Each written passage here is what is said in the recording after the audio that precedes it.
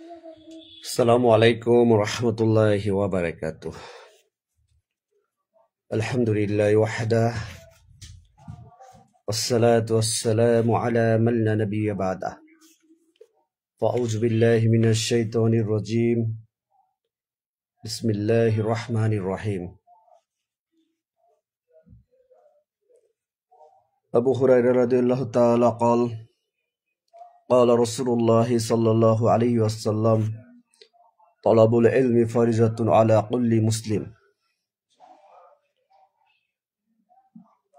আলহামদুলিল্লাহ, যাবতীয় প্রশংসা গুণগান একমাত্র মহান আল্লাহ সুবহানাহু ওয়া তাআলার জন্য, যে মহান রব্বুল আলামিন আমাদের সৃষ্টি করেছেন, অজস্র নিয়ামত রহমত দান করেছেন। আলহামদুলিল্লাহ, দুরূদ ও সালাম বর্ষিত হোক প্রিয় নবী জনাবে মুহাম্মদুর রাসূলুল্লাহ সাল্লাল্লাহু আলাইহি ওয়াসাল্লামের প্রতি। সম্মানিত দিদি ভাই ও বোনেরা, আশা করছি আল্লাহ তাআলার অশেষ রহমতে মেহেরবাড়িতে আপনারা সুস্থ আছেন, ভালো আছেন। আলহামদুলিল্লাহ,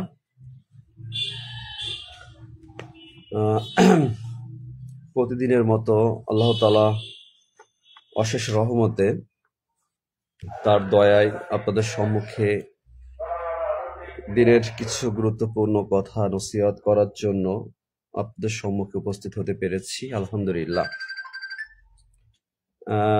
আজকে কি বিষয়ে আলোচনা করব এই বিষয়ে আমি একটা পোস্ট করেছিলাম। তা আলহামদুলিল্লাহ, অজস্র দিনী ভাই আপনারা অনেক বিষয় আলোচনা করার জন্য, অনেক গুরুত্বপূর্ণ বিষয় আলোচনা করার জন্য কমেন্ট করেছেন। আলহামদুলিল্লাহ, খুবই গুরুত্বপূর্ণ, প্রত্যেকটা বিষয় খুব গুরুত্বপূর্ণ।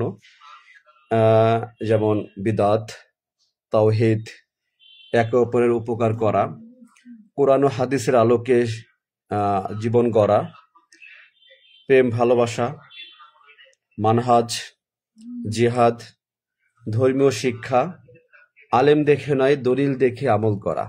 এক কথা, আলেম দেখে নয়, আলেমের কথায় যে আলেম যে দলিল যে বিষয় আলোচনা করে সেই বিষয়টাকে যাচাই বাছাই করে আমল করা। আলহামদুলিল্লাহ, প্রত্যেকটা বিষয় খুব গুরুত্বপূর্ণ। যেহেতু একটা আলোচনার মাঝে একটা বিষয়, সব বিষয় আলোচনা করা অনেক লম্বা সময়, এটা সম্ভব না। তারপরেও যেহেতু প্রত্যেকটা বিষয় একটার মাঝে সীমাবদ্ধ, একটার ভিতরে আবদ্ধ, সেটা হচ্ছে ধর্মীয় জ্ঞান। আজকে যে আলোচনার বিষয়, যে বিষয় আলোচনা করব, যে প্রত্যেক মুসলিমের জন্য, আমাদের জন্য ধর্মীয় জ্ঞান শিক্ষা অর্জন করা ফরজ। এটা খুবই গুরুত্বপূর্ণ একটা বিষয়, যেটা আমি মুসলিম বাতায়নে একটা প্রোগ্রামে, আবু ওয়াসি ভাইয়ের একটা প্রোগ্রামে আমি অনেকদিন আগে, আপনারা হয়তো ইউটিউবে আছে, আমার ইউটিউবে আছে, মুসলিম বাতায়নে দেখবেন, এই আলোচনা করেছিলাম। প্রায় মনে হয় 25,000 30,000 মানুষ লাইভটা দেখেছিল। তো সেখানে আলোচনা করেছিলাম ধর্মীয় জ্ঞান বিষয়ে, ধর্মীয় শিক্ষা। যেমন আমার এক ভাই এখানে এই বিষয়ে আলোচনার কথা বলেছে, যেহেতু এই বিষয়ে আলোচনা করলে আমরা ইনশাল্লাহ প্রত্যেকটা বিষয়ে বিদাত, তাওহীদ, একে অপরের উপকার, কোরআন ও হাদিসের আলোকে শিক্ষার বিষয়টা, প্রেম ভালোবাসা সম্পর্কে ইসলাম কি বলেছে, মানহাজ, জিহাদ, ধর্মীয় ইত্যাদি প্রত্যেকটা জিনিসকে আমরা এর মাঝেই আমরা জ্ঞান অর্জন করতে পারবো, বুঝতে পারবো। এই সব কিছু বোঝার জন্য আমাদের দরকার ধর্মীয় জ্ঞান। আমাদের সব থেকে যেখানে আমরা পিছিয়ে গিয়েছি, আমরা আজ যে মাহফিলে ছুটে যাই বক্তাদের আলোচনা, আলেমদের আলোচনা শোনার জন্য, সেই জ্ঞান যে আলোচনা, একজন আলোচক তিনি যে আলোচনা করছেন, আলোচনা তিনি ধর্মীয় জ্ঞান অর্জন করার জন্যই করছেন। কারণ তিনি তার জীবনে আলেম হয়েছেন ধর্মীয় জ্ঞান অর্জন করার মাধ্যমে। তিনি তার জীবনের জীবন দশায় তিনি আল্লাহ তাআলার অশেষ রহমত দয়ায় তিনি কিন্তু এই সঠিক পথটা চিনতে পেরেছেন, এবং তিনি যে ইলম অর্জন করেছেন সেইটাই তিনি প্রচার করেন। এটা হচ্ছে একজন আলেমের দায়িত্ব। তা একজন মুসলিম, আমরা হয়তো অনেকেই মনে করতে পারি যে এটা হয়তো কোনো নির্দিষ্ট কোনো ব্যক্তির জন্য জ্ঞান অর্জন করা। আমরা হয়তো শুনবো, আমরা হয়তো শ্রোতা হব না। আপনার আমার প্রত্যেকেরই দায়িত্ব, প্রত্যেকেরই এটা আমাদের আল্লাহ তাআলার আদেশ, এটা আমাদের জন্য ফরজ যে আমাদের ধর্মীয় জ্ঞান অর্জন করতে হবে, আল্লাহ তাআলার বাণী জানবো এবং সেটা প্রচার করব। রাসূল সাল্লাল্লাহু আলাইহি ওয়াসাল্লাম, আবু হুরায়রা রাদিয়াল্লাহু তাআলা, আমি যে হাদিসটা বললাম যে আল্লাহ রাসূল সাল্লাল্লাহু আলাইহি ওয়াসাল্লাম বলছেন প্রত্যেক মুসলিমের জন্যই, আল্লাহ তাআলা বলেছেন প্রত্যেক মুসলিমের জন্যই দিন শিক্ষা অর্জন করা ফরজ। তালাবুল ইলমি ফরিজাতুন আলা কুল্লি মুসলিম। তো সম্মানিত দিনী ভাই বোনেরা, এই আলোচনাটা খুবই গুরুত্বপূর্ণ একটা বিষয়। আমি মনে করি যে হয়তো অনেকের কাছে এটা আপনাদের সময়, চিন্তা, ধারণা অনেক কিছু আছে এই মুহূর্তে, জানি দুপুরে হয়তো যদি কারো খাওয়া দাওয়ার প্রয়োজন অবশ্যই খাবার খাবেন। যদি ফ্রি থাকেন আমি আশা করি আলোচনাটা যদি আপনি আল্লাহর জন্য যদি সময় দেন, সবকিছু চারপাশে সবকিছু ভুলে, দুনিয়ার সমস্ত ব্যস্ততা, অপ্রয়োজনীয় কাজ চিন্তাকে ভুলে, অবৈধ কাজের চিন্তাকে ভুলে আপনি যদি আল্লাহর জন্য মৃত্যুর চিন্তা করে, নিজেকে পরিবর্তন করার চিন্তা করে যদি আলোচনাটা শোনেন, ইনশাআল্লাহ জীবন পরিবর্তন হবে। আমরা যে পরিবার থেকে বড় হয়েছি, আমাদের পরিবারের ধর্মীয় জ্ঞানের অভাবের জন্যই আমরা অনেকে ধর্মীয় জ্ঞান থেকে বঞ্চিত হয়েছি। এটাই স্বাভাবিক যে আমাদের যে পিতামাতা, তারা আমাদের যে আদর্শ, যেভাবে ছোটবেলা থেকে আমাদের বড় করেছেন, যখন আমরা বুঝতে শিখিনি, আমরা যখন চলতে পারতাম না, আমরা তখন কিন্তু আমাদের পিতা, আমাদের মাতা আমাদের কিন্তু চলা শিখিয়েছেন। আমাদের কথা বলা, কি কি কথা বলবো, প্রথম ভাষা কি, টুকটাক কথা বলা শিখিয়েছেন। যদি আমাদের পিতামাতারা যদি সন্তানদের ছোটবেলা থেকে, যেমন ফাতিয়ার বয়স এখন এই 4 বছর পার হলো, ছোট থেকে যখন আপনি তাকে যে শিক্ষা দিবেন, যেটা শিখাবেন সে সেটাই শিখবে, তার চর্চা হয়ে যাবে। আর যদি বাচ্চাদেরকে এখন গান বাজনা, যেটা ইসলামের, তুমি তো গান বাজনা শোনো না, হ্যাঁ ফাতিয়া গান বাজনা শোনে না, আচ্ছা যাক, অনেক কিছু আছে যেটা আপনি যদি বাচ্চাদের শিখান, ও ওটাই অভ্যস্ত হয়ে যাবে, ওটাই সে শিখবে, ওটাই সে বুঝতে পারবে। তা এটাই আমাদের পিতামাতা যদি আমাদেরকে ডক্টর, ইঞ্জিনিয়ার, ম্যাজিস্ট্রেট ইত্যাদি অনেক কিছু চিন্তা করে, ছেলেকে আমি বড় ডক্টর বানাবো, ইঞ্জিনিয়ার বানাবো, অফিসার বানাবো, ম্যাজিস্ট্রেট বানাবো, হ্যাঁ অনেকে অনেক দেখবেন ছোটবেলা থেকে আমরা বলি না যে লেখাপড়া করে যে গাড়ি ঘোড়া চলে সে, এরকম অনেকে আছে যে মানুষ এই জিনিসগুলো মানুষের আমাদের পরিবার থেকে আমাদেরকে এই বিষয়ে মতামত যা হোক আমাদের যে শিক্ষাটা দিচ্ছে আমরা সেটাই শিখছি। এখন কথা হচ্ছে যে সবাই কি মাদ্রাসায় পড়লে কি পৃথিবী চলবে? সবাইকে কি মাদ্রাসার জীবনে না, বেসিক নলেজটা আমাদের দরকার আছে। যে চাকরি করুক না কেন, দুনিয়ায় যে অবস্থানে থাকুক না কেন, সে যদি ধর্মীয় জ্ঞান অর্জন করে, ধর্মীয় শিক্ষা তার যদি থাকে, সে তার দায়িত্বটা সঠিকভাবে পালন করতে পারবে। পৃথিবীর এলোমেলো পথ, আমাদের জীবনটা যে নানান লালসার মাঝে আমরা ডুবে আছি, নানান ফিতনা ফাসাদ, নানান কিছু আমাদের অন্তরের মাঝে, হিংসা, অহংকার, বিদ্বেষ, অনেক কিছু আমাদের মাঝে আছে, সেটা এক কথায় দূর হতে গেলে আমাদের দিনের পথে, সঠিক পথে চলতে হবে, ফিরতে হবে। তো আমরা আসলে দিন থেকে অনেক দূরে আছি, যেটা ডক্টর জাহাঙ্গীর খন্দকার জাহাঙ্গীর রাহিমউল্লাহ বলেছেন যে আমাদের সমাজের মুসলমানদের মধ্যে ধর্মীয় আবেগটা খুব বেশি, কিন্তু আবেগটাকে ধর্মীয় জ্ঞান বড়ই কম। কারণ আমরা অনেকে দেখা যায়, অনেক মুরব্বী চাচা, অনেকে মসজিদে, অনেকের কাছে জিজ্ঞেস করলে তারা কুরআনুল কারীম পড়তে জানে না, সূরা ফাতিহা শুদ্ধভাবে উচ্চারণ করতে পারে না, অনেক কিছু আছে যার জন্য দেখা যাচ্ছে হয়তো তার এখন সে বয়সটা নেই, আফসোস করে। এমন কিন্তু অনেক আফসোস আমরা অনেকেই করি যে আসলে জীবনের একটা মুহূর্তে যে সময়টা চলে গিয়েছে, এই সময়টা আসলে নষ্ট করে ফেলেছি আমরা দুনিয়ার জীবনে থেকে। তো আমাদের আজ আমরা যদি অনেকে বঞ্চিত হয়েছে, অনেকে বঞ্চিত হয়নি। পিতামাতা যাদের এই জিনিসটা বুঝতে পেরেছে যে আমার সন্তানকে যদি আমি একজন আলেম বানাতে পারি, আমার সন্তান যদি কোরআনের হাফেজ হতে পারে, এটা আমার মৃত্যুর ইহকাল এবং পরকাল আমার এটা সব থেকে বেশি আমার নাজাতের জন্য আমার উপকারে আসবে। কারণ একজন দিনদার স্ত্রীর সন্তান এটা জমিনে অনেক দামি। কিন্তু আমরা বিয়ে করার ক্ষেত্রে দেখবেন যে সামান্য একটা উদাহরণ দিই, যেমন তাহসান বর্তমান মিডিয়া জগতে দেখেন একটা মেয়ে বিয়ে করেছে, তার বিয়ে করার ক্ষেত্রে দেখেন সবাই তাকে নিয়ে খুব ঢোলঢাল পিটাচ্ছে। কিন্তু একজন মুসলমান কি একজন বেপর্দা নারীকে, এরকম নারীকে বিয়ে করার কথা ইসলাম বলেছে? ইসলামে রাসূল সাল্লাল্লাহু আলাইহি ওয়াসাল্লাম 4টি জিনিসের প্রতি গুরুত্ব দিতে বলেছেন। তার সৌন্দর্যতা, বংশমর্যাদা, সম্পদ, কিংবা সব থেকে বেশি গুরুত্ব দিতে বলেছেন তার ধার্মিকতা, যেটা দিনদার যেটা বলে। যে দিনদারিত্ব দেখে তোমরা একজন নারীকে বিয়ে করো, কিন্তু একজন দেখেন মিডিয়া জগতের মানুষ তারা কি এইগুলো দেখে? যারা আমি যদি দিনের পথে না চলি আমি কি কখনোই এই জিনিসটা বুঝবো যে আমি কেমন নারী? আমি তো সুন্দর চেহারা দেখবো, হ্যাঁ তারকা দেখবো। যাক আল্লাহ তাআলা হেদায়েত দান করুক, এটাই বোঝানোর জন্য বিষয়টা এটাই বললাম যে মানুষের কাছে কত বাহাবা মানুষ দেয়, কিন্তু ধর্মীয় জ্ঞান থেকে দিন থেকে সে দূরে আসে। একজন নারী যদি পর্দা না করে বেপর্দায় চলাফেরা করে, সে যতই সুন্দর হোক, আপনি সমাজের চোখে আপনি কি বলবেন তাকে? অনেক সুন্দরী কখনো হতে পারে না। একজন নারী যদি বেপর্দায় জীবন কাটায় সে কখনো সুন্দর হতে পারে না। যাই হোক, আল্লাহ তাআলা আমাদের বোনদের সঠিক বুঝ দান করুক, আল্লাহ তাআলা যেন পরিবর্তন করে, এটাই বিষয়। তো যেটা বলছিলাম যে আমাদের দিন শিক্ষা অর্জন করতে হবে। দিন শিক্ষা অর্জন না করলে সমাজে আপনি নানান ফিতনা, নানান ধোঁকার সম্মুখীন হবেন। আপনি বেদাত বুঝতে পারবেন না। আর সমাজে যে বেদাতের প্রচলন আছে, এই বেদাত নিয়ে দেখবেন যে অনেকে এক পক্ষ বেদাতের পক্ষে, এক পক্ষ বেদাতের বিপক্ষে। কিছু মানুষ আছে বেদাতকে আঁকড়ে ধরে, যখন কেউ বেদাত সম্পর্কে আপনাকে সচেতন করছে, তখন তার প্রতি আপনার প্রতি ভুল ধারণা, আপনার প্রতি আকৃষ্ট হচ্ছে, তখন আপনাকে নানান ধরনের গালিগালাজ করছে, যখন আপনাকে সতর্ক করছে, কিন্তু সে দলিল দিতে পারছে না যে আপনি সে আমলটা রাসূল সাল্লাল্লাহু আলাইহি ওয়াসাল্লাম করেছে কিনা। কারণ রাসূল সাল্লাল্লাহু আলাইহি ওয়াসাল্লাম যে আমলটা করেনি সেটা হচ্ছে বিদআত। সে আমলটা আমরা করছি, অনেকে আছে আবেগের চিন্তা, কারণ তার ধর্মীয় জ্ঞান নেই, সে আবেগ দিয়ে করছে। যদি আপনি তাকে প্রশ্ন করেন যে ভাই আমি যে আমলটা করি, আমলটা কোথায় হাদিসে কত নম্বরে হাদিস আছে, দেখবেন যে সে হাদিসটা দেখাতে পারবে না। ওইটা হচ্ছে বিদআত।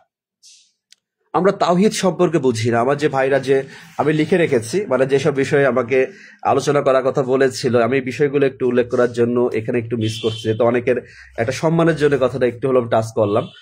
তাওহীদ সম্পর্কে আমরা এই সমাজে অনেকে তাওহীদের বিষয়গুলো অনেকে জানি না। সব থেকে গুরুত্বপূর্ণ একটা বিষয়, আপনি যদি দিন সম্পর্কে জ্ঞান অর্জন না করেন তাহলে তাওহীদ সম্পর্কে আপনার জ্ঞান আপনি অর্জন করতে পারবেন না। সবকিছুই দিনের সাথে সম্পৃক্ত। আপনি যদি জানার চেষ্টা করেন তাওহীদ, যে আল্লাহর একত্ববাদ ঘোষণা করা, এক আল্লাহ, লা ইলাহা ইল্লাল্লাহ। প্রত্যেকটা নবী রাসূল পৃথিবীর জমিনে এসেছিল, তারা তাওহীদের বিষয়ে, তাওহীদ সম্পর্কে তাওহীদের দাওয়াত দিয়েছেন। এক আল্লাহর একত্ববাদ, আল্লাহ তাআলার ইবাদত করার জন্য, আল্লাহর কাছে মাথা নত করার জন্য। আর জমিনে কারো কাছে মাথা নত করা যাবে না, এক আল্লাহর ইবাদত করতে হবে। তারা সেই দাওয়াত দিয়েছেন তাদের জীবন দশায়। তারা সম্পদ প্রাচুর্যের পিছনে তারা ছোটেনি, তারা দুনিয়ার জমিনে শিরিক মানুষকে দূরে সরার জন্য আহ্বান করেছেন। একে অপরের উপকার, এই যে আমরা যে মানুষের সাথে ভালো আচরণ করব, সুন্দর আচরণ করব, মানুষকে আমরা যে, আমাদের মাঝে হিংসা অহংকার আছে, যখন আপনার মাঝে হিংসা অহংকার থাকবে তখন আপনি কিন্তু আহ আমাকে মূল্যায়ন করতে পারবেন না, আপনার কাছে সস্তা মনে হবে, হাস্যকর মনে হবে। যেমন এক ভাইয়ের একটা কমেন্ট কিন্তু আমি অলরেডি দেখেছি, তিনি কিন্তু লিখতেছেন যে কথাবার্তা কেমন শায়েকের মতো কথা বলতেছে, এরকম অনেক কথা বলবে মানুষ। যাক, এটা কোনো বিষয় না, হয়তো ভাই নতুন, হয়তো তিনি জানেন না। আল্লাহ তাআলা যেন আমাদের মনটাকে সুন্দর রাখেন। আমার কথা যদি সঠিক হয় আশা করি সবাই গ্রহণ করবেন। এখানে মাদ্রাসায় পড়া, কোনো ভার্সিটির পড়ার প্রয়োজন নেই। আমি মনে করি যদি আল্লাহ তাআলা চাই, আপনি আলোচনা করার পরে আপনি মন্তব্য করবেন যে আমার আলোচনাটা কি কোরআন হাদিসের বাহিরে ছিল নাকি মিথ্যা বানোয়াট ছিল, আমাকে জানাবেন। আপনি আমার ভাই, ভালোবাসা থাকবে, আমাকে সংশোধন করে দিবেন। আমি ছোটখাটো মানুষ, আপনার মতো জ্ঞানী মানুষ আপনাদের মতো না। আমার কথা যদি সঠিক হয় এটা গ্রহণ করবেন, আর ভুল হলে আমাকে শুধরে দেবেন ভালোবেসে, ইনশাআল্লাহ। কোনো মন গড়া বানোয়াট ভিত্তির আবেগী কথা আমার জবান থেকে আমি বলি না। আপনারা অনেকে যারা পুরাতন জানেন, আমাকে 5টি বছর ধরে যারা অনেকে চিনেন, দিনের দাওয়াত দেই। আলেমদের অনেক ভালোবাসি, সম্মান করে। আমি কোনো শায়েক না, আমি কোনো আলেম না, আমি কোনো মুফতি মৌলানা না, আমি সবসময় বলি। এই জন্য কেউ খোঁচা দেওয়ার প্রয়োজন নেই, আলোচনা শোনেন ইনশাআল্লাহ। তো সুতরাং আমরা যদি একে অপরের সাথে এই যে উপকারটা করি, এই উপকার করার উদ্দেশ্য হচ্ছে আল্লাহ তাআলাকে সন্তুষ্ট করা। আমরা যে দান সদকা করি, সবকিছুর উদ্দেশ্য হলো আল্লাহ তাআলাকে সন্তুষ্ট করা। এই জমিনে এসেছি আমরা আল্লাহ তাআলাকে সন্তুষ্ট করার জন্য। এই জীবনের সমস্ত ভালো কাজ আমাদের সদকা, এটা আমাদের গোপন আমলগুলো, এটা একসময় কিয়ামতের মাঠে এটা অধিক বেশি সৌন্দর্যতা বৃদ্ধি করবে। আমরা তো অনেকে গোপনে পাপ করি না, প্রকাশ্যে অনেকে দেখিয়ে ভালো ভালো কাজ করি, কিন্তু গোপনে ভালো ভালো কাজগুলো আছে, ইবাদত হচ্ছে সব থেকে আল্লাহ তাআলার কাছে অধিক বেশি প্রিয়। কোরআন হাদিসের আলোকে জীবন শিক্ষায় যেটা, এই যে কথাটা আসছে, এটা হচ্ছে সেই দিন বিষয়গুলো। যে আমার জীবনটা আমি কোরআন হাদিসের সম্পৃক্ত রাখবো। আমার আইন, আমার জীবনের সবকিছু আল্লাহ তাআলা কোরআনের যে বিধান, আমাদের যে কোরআনের যে আদেশ নির্দেশ করেছেন, সম্পৃক্ততা রেখে আমাদের একজন মুসলমান কোরআন হাদিসের আলোকে আমার জীবনটা সাজাবো। রাসূল সাল্লাল্লাহু আলাইহি ওয়াসাল্লাম আমাদেরকে একজন আদর্শ, আমরা তার উম্মত, তিনি আমাদের আদর্শ। তিনি আমাদেরকে যেটা করতে বলেছেন আমরা সেটাই করব, যেটা নিষেধ করেছেন সেটা আমরা করব না, যেটা আল্লাহ তাআলার পক্ষ থেকে তিনি বলেছেন। এটা হচ্ছে কোরআন বা হাদিসের আলোকে আমাদের জীবনটা হালাল জীবন গড়া। হ্যাঁ, প্রেম ভালোবাসা, যেমন ইসলামে প্রেম ভালোবাসা এটা সম্পূর্ণ হারাম। আমার একটা ভাই, আমার এক পুলিশ ভাই একটা কমেন্ট করেছে যে ভাই একসময় এই জগতে ছিল, যাক আস্তাগফিরুল্লাহ, অতীতের কথাগুলো না বলাটা সব থেকে ভালো। হয়তো তিনি ভাই হয়তো জানেন না যে একটা মানুষের অতীত নিয়ে কথা বলা যাবে না। যাক, আল্লাহ তাআলা তাকে সঠিক বুঝ দান করুক। যাক, এটা প্রেম ভালোবাসা। ইসলামে আপনি বিয়ে করেন, বিয়ে আপনার জন্য ফরজ। আপনি অবশ্যই বিবাহিত জীবনে গিয়ে আপনি স্ত্রীর সাথে ভালোবাসা প্রেম যাই করেন সমস্যা নেই, এটা স্ত্রীর প্রতি ভালোবাসা। হ্যাঁ, পিতা মাতার প্রতি ভালোবাসা, অনেক ভালোবাসা আছে, কিন্তু নারী, একজন অবিবাহিত নর নারী কখনো বন্ধু হতে পারে না। কোনো ভার্সিটির কোনো স্টুডেন্ট, কোনো উভয় কোনো বন্ধু ফ্রেন্ড হতে পারে না। বয়ফ্রেন্ড বলে কোনো কথা নেই, সবকিছু অশ্লীলতা, সবকিছু ধোঁকাবাজি। আমরা এই অশ্লীল প্রেম থেকে চোখের জিনা, অন্তরের জিনা, জীবনে বাস্তব জিনা, অনেক জিনা সম্মুখীন হওয়া লাগে যুবক ভাইয়েরা আমার।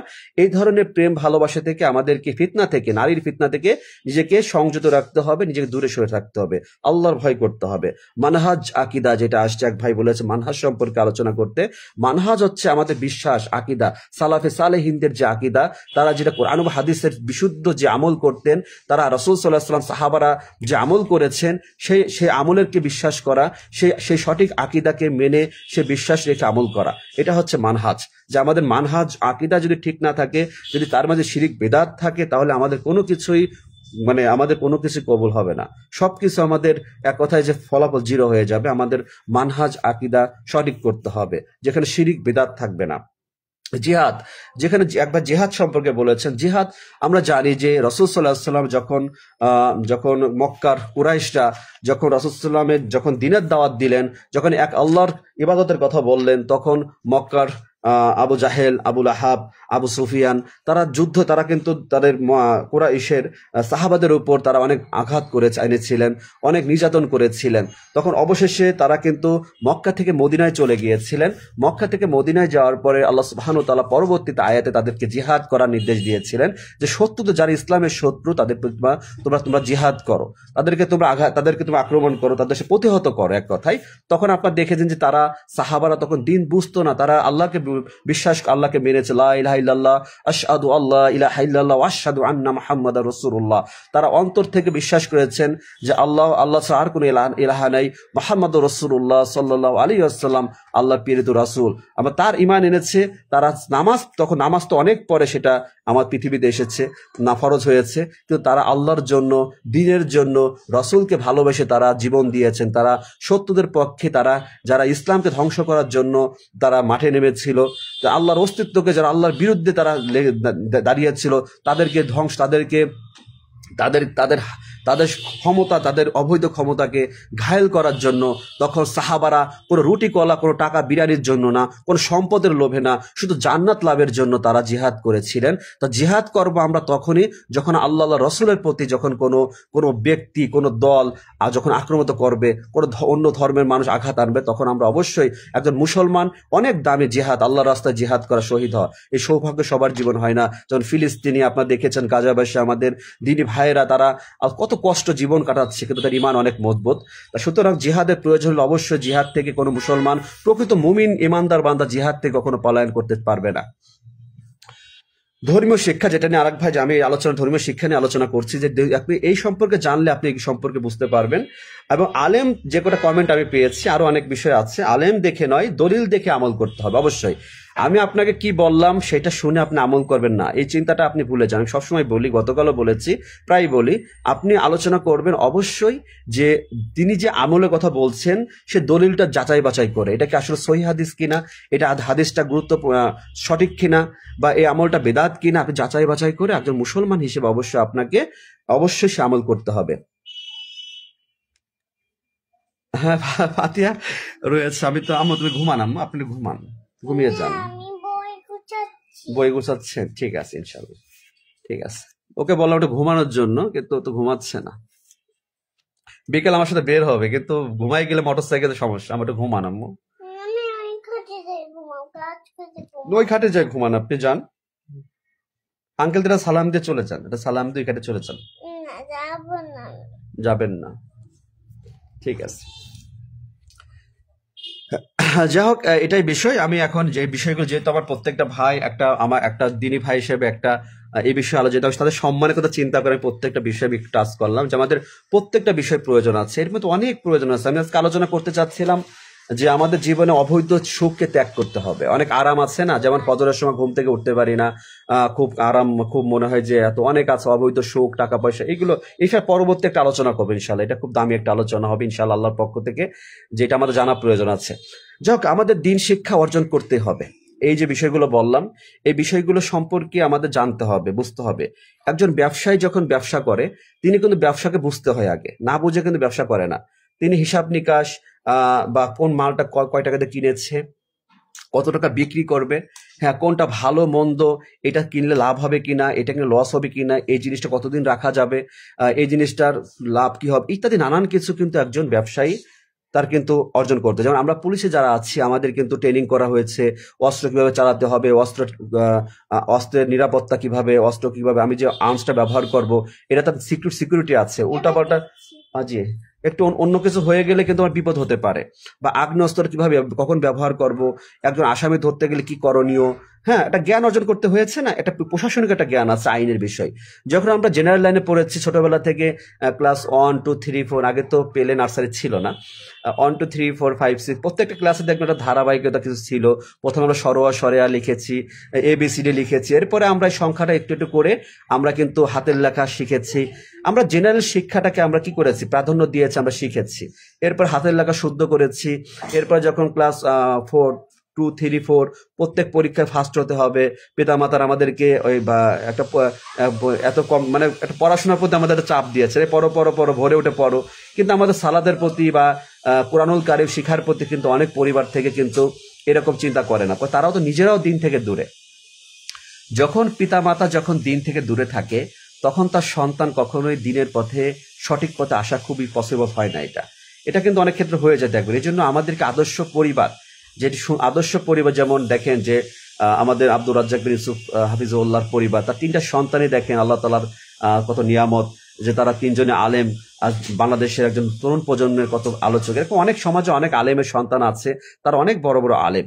আজ দেখেন যে অনেক আলেম তাদের দিনের জন্য মানুষের ভালোবাসে, যেমন মিজানুর রহমান, ডক্টর মিজানুর রহমান আজহারী সাহেবের এত মানুষের ভালো লাগা, কেউ তার দেখার প্রতি, তার ভালোবাসার প্রতি, তার কথার প্রতি, হ্যাঁ মানুষের এত যুবকদের ভালো লাগা কেন? কারণ যুবকদেরকে ভালোবাসলে যুবকরা ভালোবাসে। তাই এই যে মানুষের প্রতি, শায়েখ আহমদুল্লাহ সাহেবের প্রতি ভালো, অনেক আলেম আছেন যাদের প্রতি কিন্তু অনেকের ভালোবাসা এই সমাজের মানুষ ভালোবাসে। এটা কিন্তু মুখের কথা অর্জন করা যাবে না, আল্লাহ তাআলা যাকে কবুল করেন। এই যে আমাদের মধ্যে এখন আমি যদি ভাবি আমি তার মধ্যে যদি হতাম না, আল্লাহ তাআলা যাকে যে অবস্থায় রেখেছে আলহামদুলিল্লাহ, তবে দিনের পথে চলতে হবে, দিনের কথা বলতে হবে। দিনের কথা বলতে গেলে দিন সম্পর্কে জানতে হবে।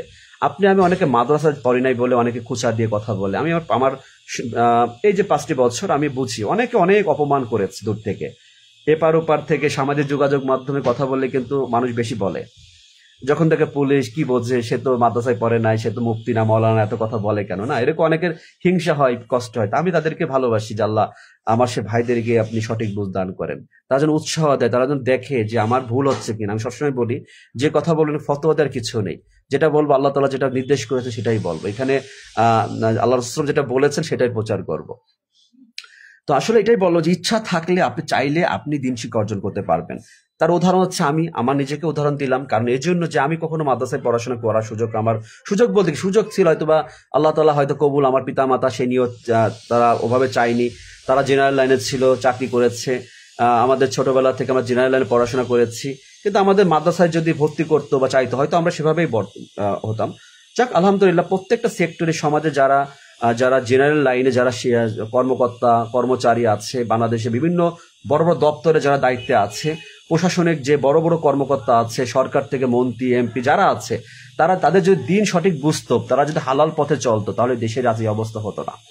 আজ দেশের দুর্নীতি, আজ দেশের এই যে নানান ধরনের অপরাধ, যে দেশের সম্পদ লুটপাট, মানুষ যে শুধু দুনিয়াতে সম্পদের চিন্তা করে, এগুলো হতো না। কিন্তু মানুষের ধনী গরিবের ব্যবধান, আজ মানুষের আন্তরিকতা, ভালোবাসা, বৈষম্যের যে বিষয়গুলো আসছে, এগুলো দিন না বোঝার জন্য হয়েছে, মানুষ দিন থেকে দূরে সরে থাকার জন্য হয়েছে। একজন নারী, আপনি যদি একজন আদর্শ নারীকে বিয়ে না করেন, তো আদর্শ সন্তান আপনি কিভাবে পাবেন? স্বামী স্ত্রী যদি আদর্শ মানে ইসলামের সঠিক পথে না চলে, তাহলে সন্তান সঠিক পথ চিনবে কিভাবে? এটা একটা গুরুত্বপূর্ণ বিষয়। আমি মুসলিম বাতায়নে সেখানে কিন্তু আলোচনাটা ছিল। আলহামদুলিল্লাহ, আল্লাহ তাআলার পক্ষ থেকে অনেক সেদিন আলোচনাটা আসলে আমি অতটুকু বলতে পারবো আমি কখনো ভাবিনি। আলহামদুলিল্লাহ যথেষ্ট ভালো ছিল আলোচনাটা। এটা আমি পরবর্তী শুনেছিলাম। এসবই আল্লাহর পক্ষ থেকে। আমার মতো এত সামান্য শিক্ষার মানুষ যে এই বিষয়ে আলোচনা করতে আল্লাহ তৌফিক দিয়েছেন, আলহামদুলিল্লাহ। এর থেকে জমিনে বড় সম্পদ আর কিছু থাকে না। তো এটাই বলবো যে আমাদের পরিবার প্রথম হচ্ছে পরিবার। নিজেকে যেমন আমরা বিবাহিত যখন হই তখন নিশ্চয়ই আপনি জেনারেল লাইনে একটা নারীকে বিয়ে করেন, কিন্তু তাকে আপনি দিনের পথে আনতে হবে। দিন শিক্ষা না থাকলে আপনি এই পৃথিবীর জীবনের পথটা বড়ই আঁকাবাঁকা, চলার পথটা বড়ই আঁকাবাঁকা মনে হবে। কোনটা সত্য, কোনটা মিথ্যা, কোনটা আঁকা, কোনটা মানে কোনটা আঁকাবাঁকা যে বিষয়গুলো অনেক কিছু আছে, আমরা এলোমেলো হয়ে যাই।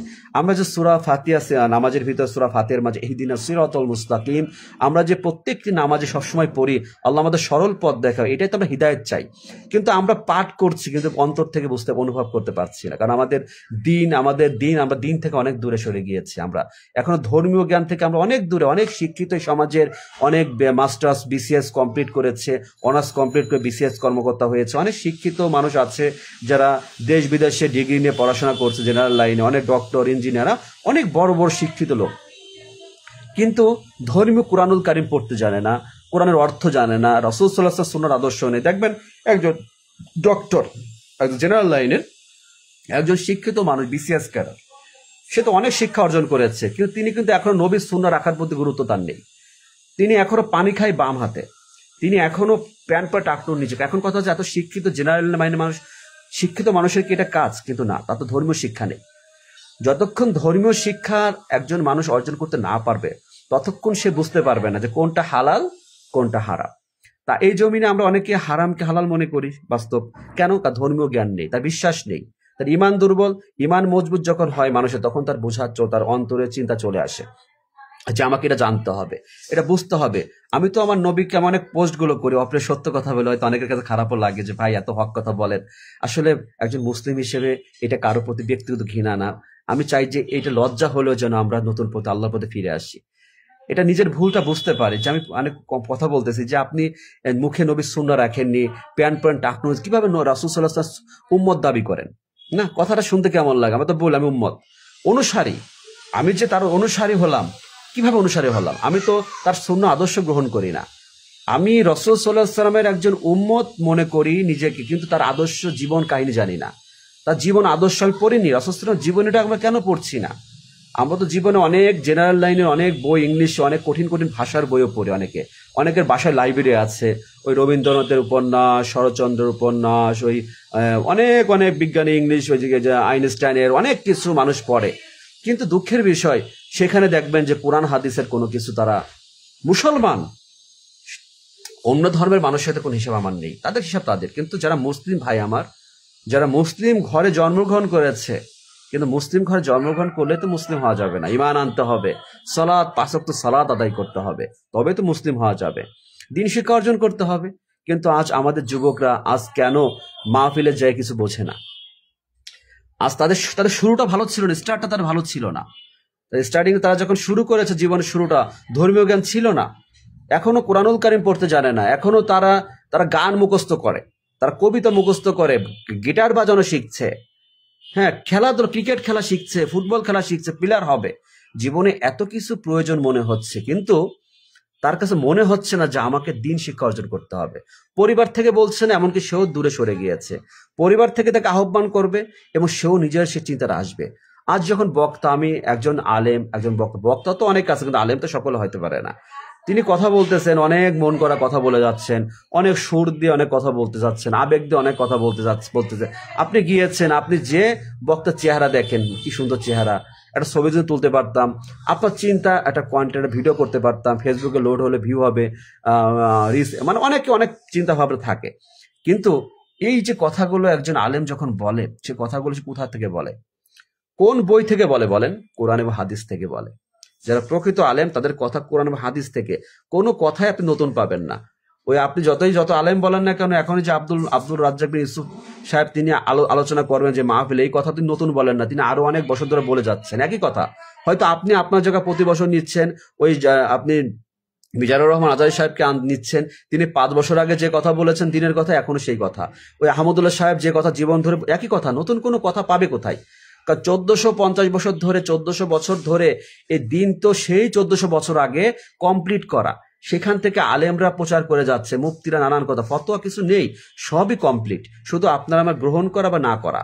তা সুতরাং এই সম্পর্কে আপনি হয়তোবা জেনারেল লাইনের একজন দিনী ভাই, একজন যুবক, আপনি হয়তোবা চিন্তা করেন আপনি মুফতি মৌলানার কোনো সনদ থাকবে না বা কোনো সার্টিফিকেট আপনি থাকবে না, কিন্তু আপনিও আলেম হতে পারেন। আপনি ইলম অর্জন করে, আলেম তো তাকে বলা যায় কোরআন এবং হাদিসে ইলম আছে। আপনাকে হয়তো আপনি আরবি বলতে পারতেছেন না, কিন্তু আপনি অর্থটা তো যাচাই বাছাই করেন, বুঝবেন। আপনি বেসিক নলেজটা আপনি অর্জন করবেন যে শিরিক কাকে বলে, বিদআত কাকে বলে, তাওহীদ কাকে বলে, তাকদীর কাকে বলে, মানহাজ কি জিনিস, হ্যাঁ, হালাল হারাম কি বিষয়, ঠিক আছে, যে উত্তম আচরণ, অনেক কিছু ইসলামের যে বিষয়গুলো আছে, পিতামাতার হক, সন্তানের প্রতি পিতামাতার হক, আত্মীয়র হক, প্রতিবেশীর হক, ইত্যাদি নানান কিছু আছে। এই সম্পর্কে আপনি জানতে পারবেন তখনই যখন আপনি কোরআন এবং হাদিস সম্পর্কে জ্ঞান অর্জন করবেন। কোরআনুল কারিমে আল্লাহ সুবহানাহু ওয়া তাআলা কি বলেছেন, তিনি কি, তার কোরআন তো আল্লাহ তাআলার কথা। আমরা তো কোরআনকে মনে করি কোরআন পড়তেছি, কোরআন শরীফ পড়তেছি, এরকম অনেক কথা বলি, কিন্তু কোরআনের যে প্রত্যেকটা আরবি যে হরফ, যে আল্লাহ তাআলা প্রত্যেকটা নির্দেশ আমাদেরকে কিছু আমাদের উপদেশ দিয়েছেন। কোরআন হচ্ছে অতীত, বর্তমান, ভবিষ্যৎ নিয়ে বলা ঘটনা আছে, অতীতের ঘটনা, বর্তমান, ভবিষ্যতে কি হবে।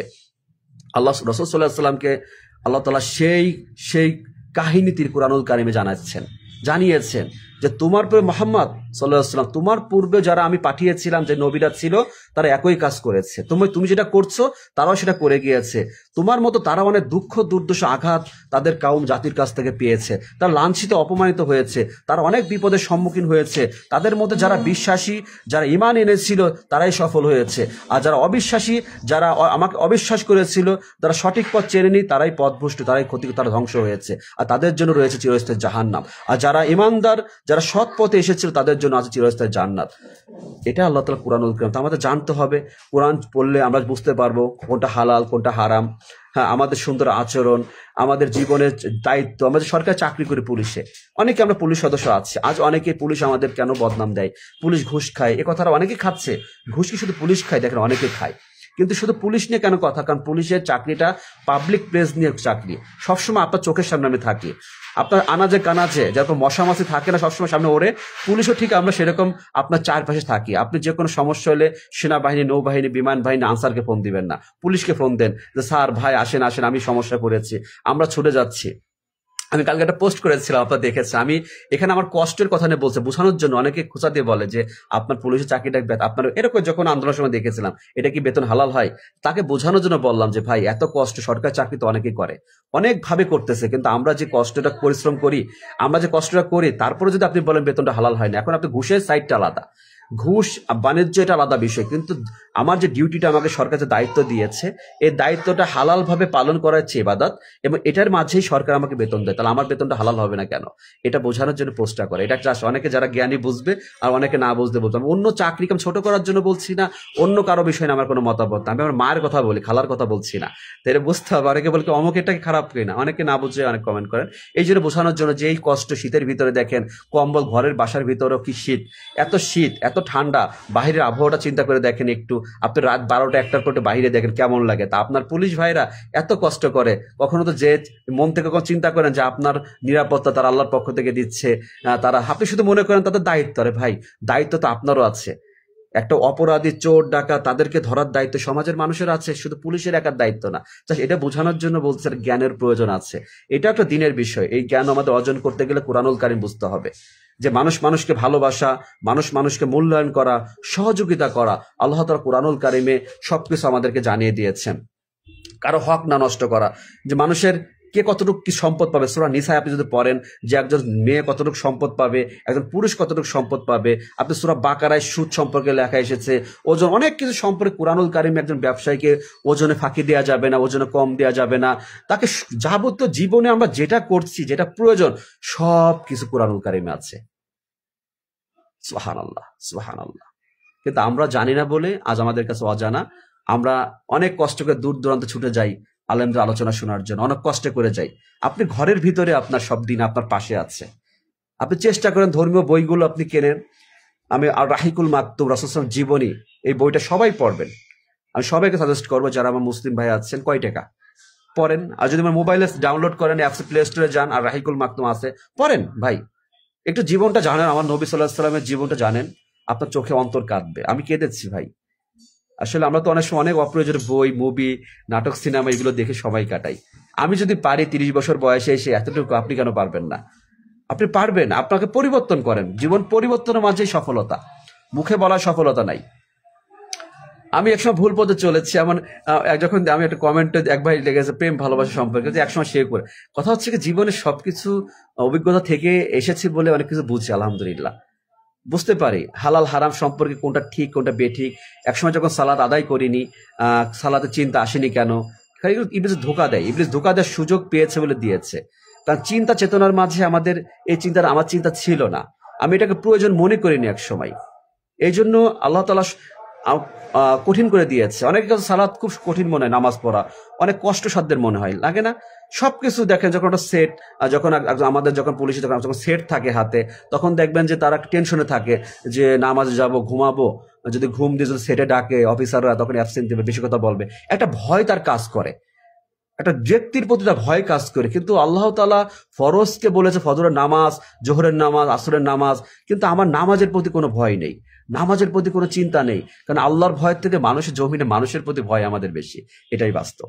কিন্তু আমরা এটাই বুঝতে পারছি না যে আমাদের ভয় তো আল্লাহকে করতে হবে, আল্লাহকে ভয় করার মতো ভয় করতে হবে। তাহলে আমি পুলিশ, আজ মানুষ আমাকে ঘুষ করে কথাটা বলতে পারতো না। আজ আমি সৎ, আপনি অসৎ, আপনি অসৎ, আপনি সৎ, আমি অসৎ। তাহলে আপনি কিভাবে একই পোশাক পরে আমরা কিভাবে ভালো হতে পারি? আমরা কিভাবে ভালো হতে পারি? আমাদের তো এই জন্য মানুষ যতই এখন আমাদের অদস্ত্র, আমি বলেছি যে অনেকে একটা কমেন্ট করেছে যে পুলিশের অধিকাংশ লোক পুলিশ ঘুষ খায়, বলেছে এটা ভুল ধারণা। ঘুষ খাচ্ছে এটা ভুল হবে, অবশ্যই খাবে। যার আল্লাহর ভয় নাই, যার অন্তরে ভয় না, যার দুনিয়াবী চিন্তা, যার আখিরাতে কোনো চাওয়া পাওয়ার কিছু নেই, যতই মুখে বলুক সে খাবে, কিন্তু সে ক্ষতিগ্রস্ত হবে। তার ভিতরে কোনো বরকত, তার পরিবারে কোনো শান্তি নাই। যে বুঝবে সে বেড়ে চলে আসবে। গোপনে গুনাহ পাপ মনে করে কেউ দেখে নেয়, তো আল্লাহ তাআলা সবই জানেন। দুজন ফেরেশতা আছে, লেখক আছেন, তারা সব লিখে রাখেন। তাই এটাই বলছি যে ভালো মন্দ হাতের 5টা আঙ্গুল সমান হয় না। এখন যার ধর্মীয় জ্ঞান আছে, যে ধর্মীয় জ্ঞান অর্জন করেছে, তার কাছে জীবনটা সহজ সরল পথ, সে বুঝতে পারবে যে কোনটা ঠিক কোনটা বেঠিক। এটা বোঝানোর জন্য বললাম। আল্লাহ তাআলা যেন আমাদের প্রত্যেক পুলিশ সদস্যকে যে কষ্টের দায়িত্ব আমরা পালন করি, যেটা হয়ে গিয়েছে, আগামী দিনে আমরা শিক্ষা নিব, আমরা আগামী দিনে আমাদের দায়িত্ব সঠিকভাবে আমরা ইবাদত মনে করে পালন করবো ইনশাআল্লাহ।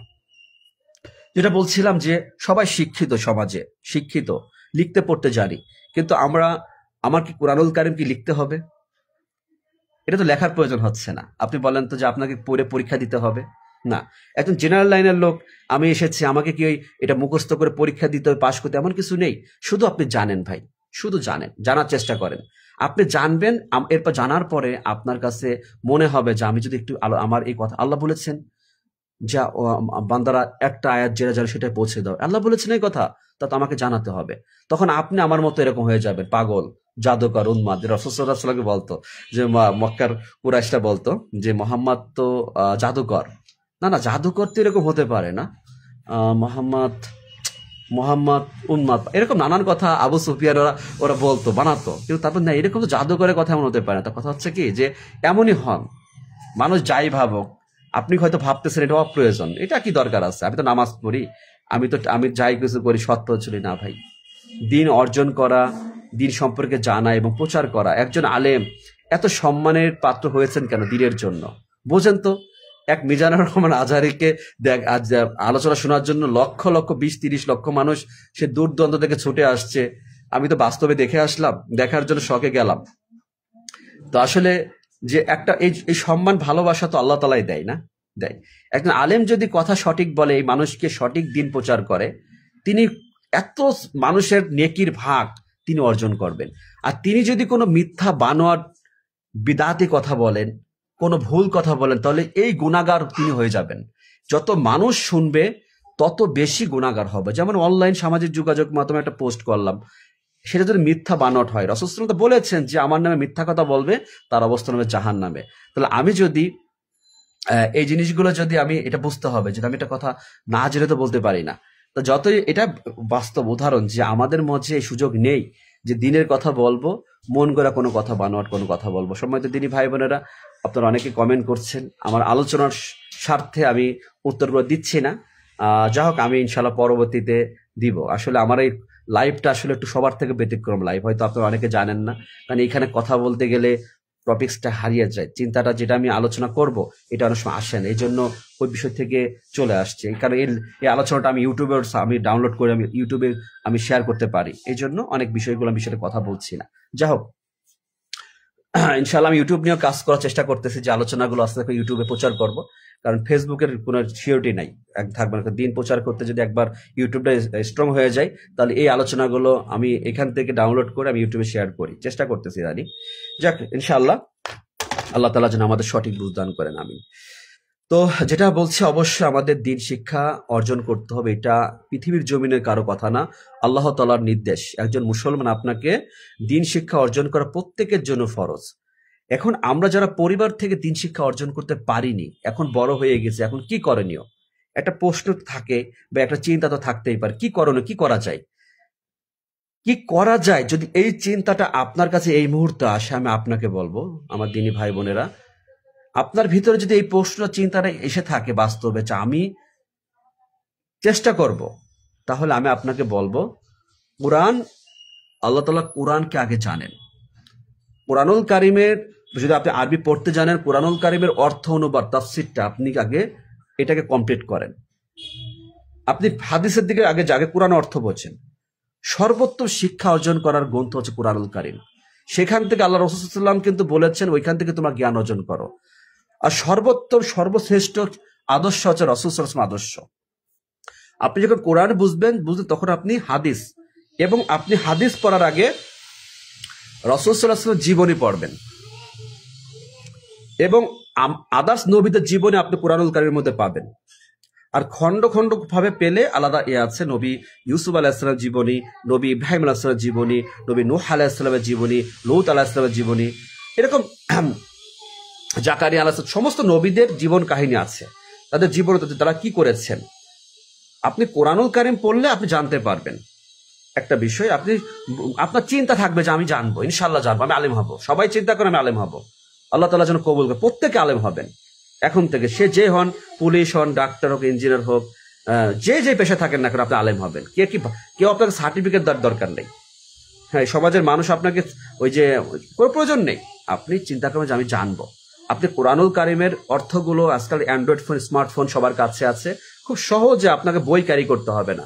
আপনি কোথাও বসে আছেন, আপনি ডাউনলোড করা আছে, আপনি একটু শুনলেন, পড়বেন, শুনবেন, বোঝা হয় না, পড়বেন, অর্থগুলো বুঝবেন, না বুঝলে ওইটা কিনা আবার রিচার্জ করবেন, আবার আয়াতটাকে বোঝার চেষ্টা করবেন। দরকার হলে গুগলে সার্চ দিবেন, একজন আলোচনা, একজন আলেমের সহযোগিতা নেবেন, যে এটা কি বলেছে আল্লাহ তাআলা, বুঝবেন। রাসূল জীবনী পড়বেন।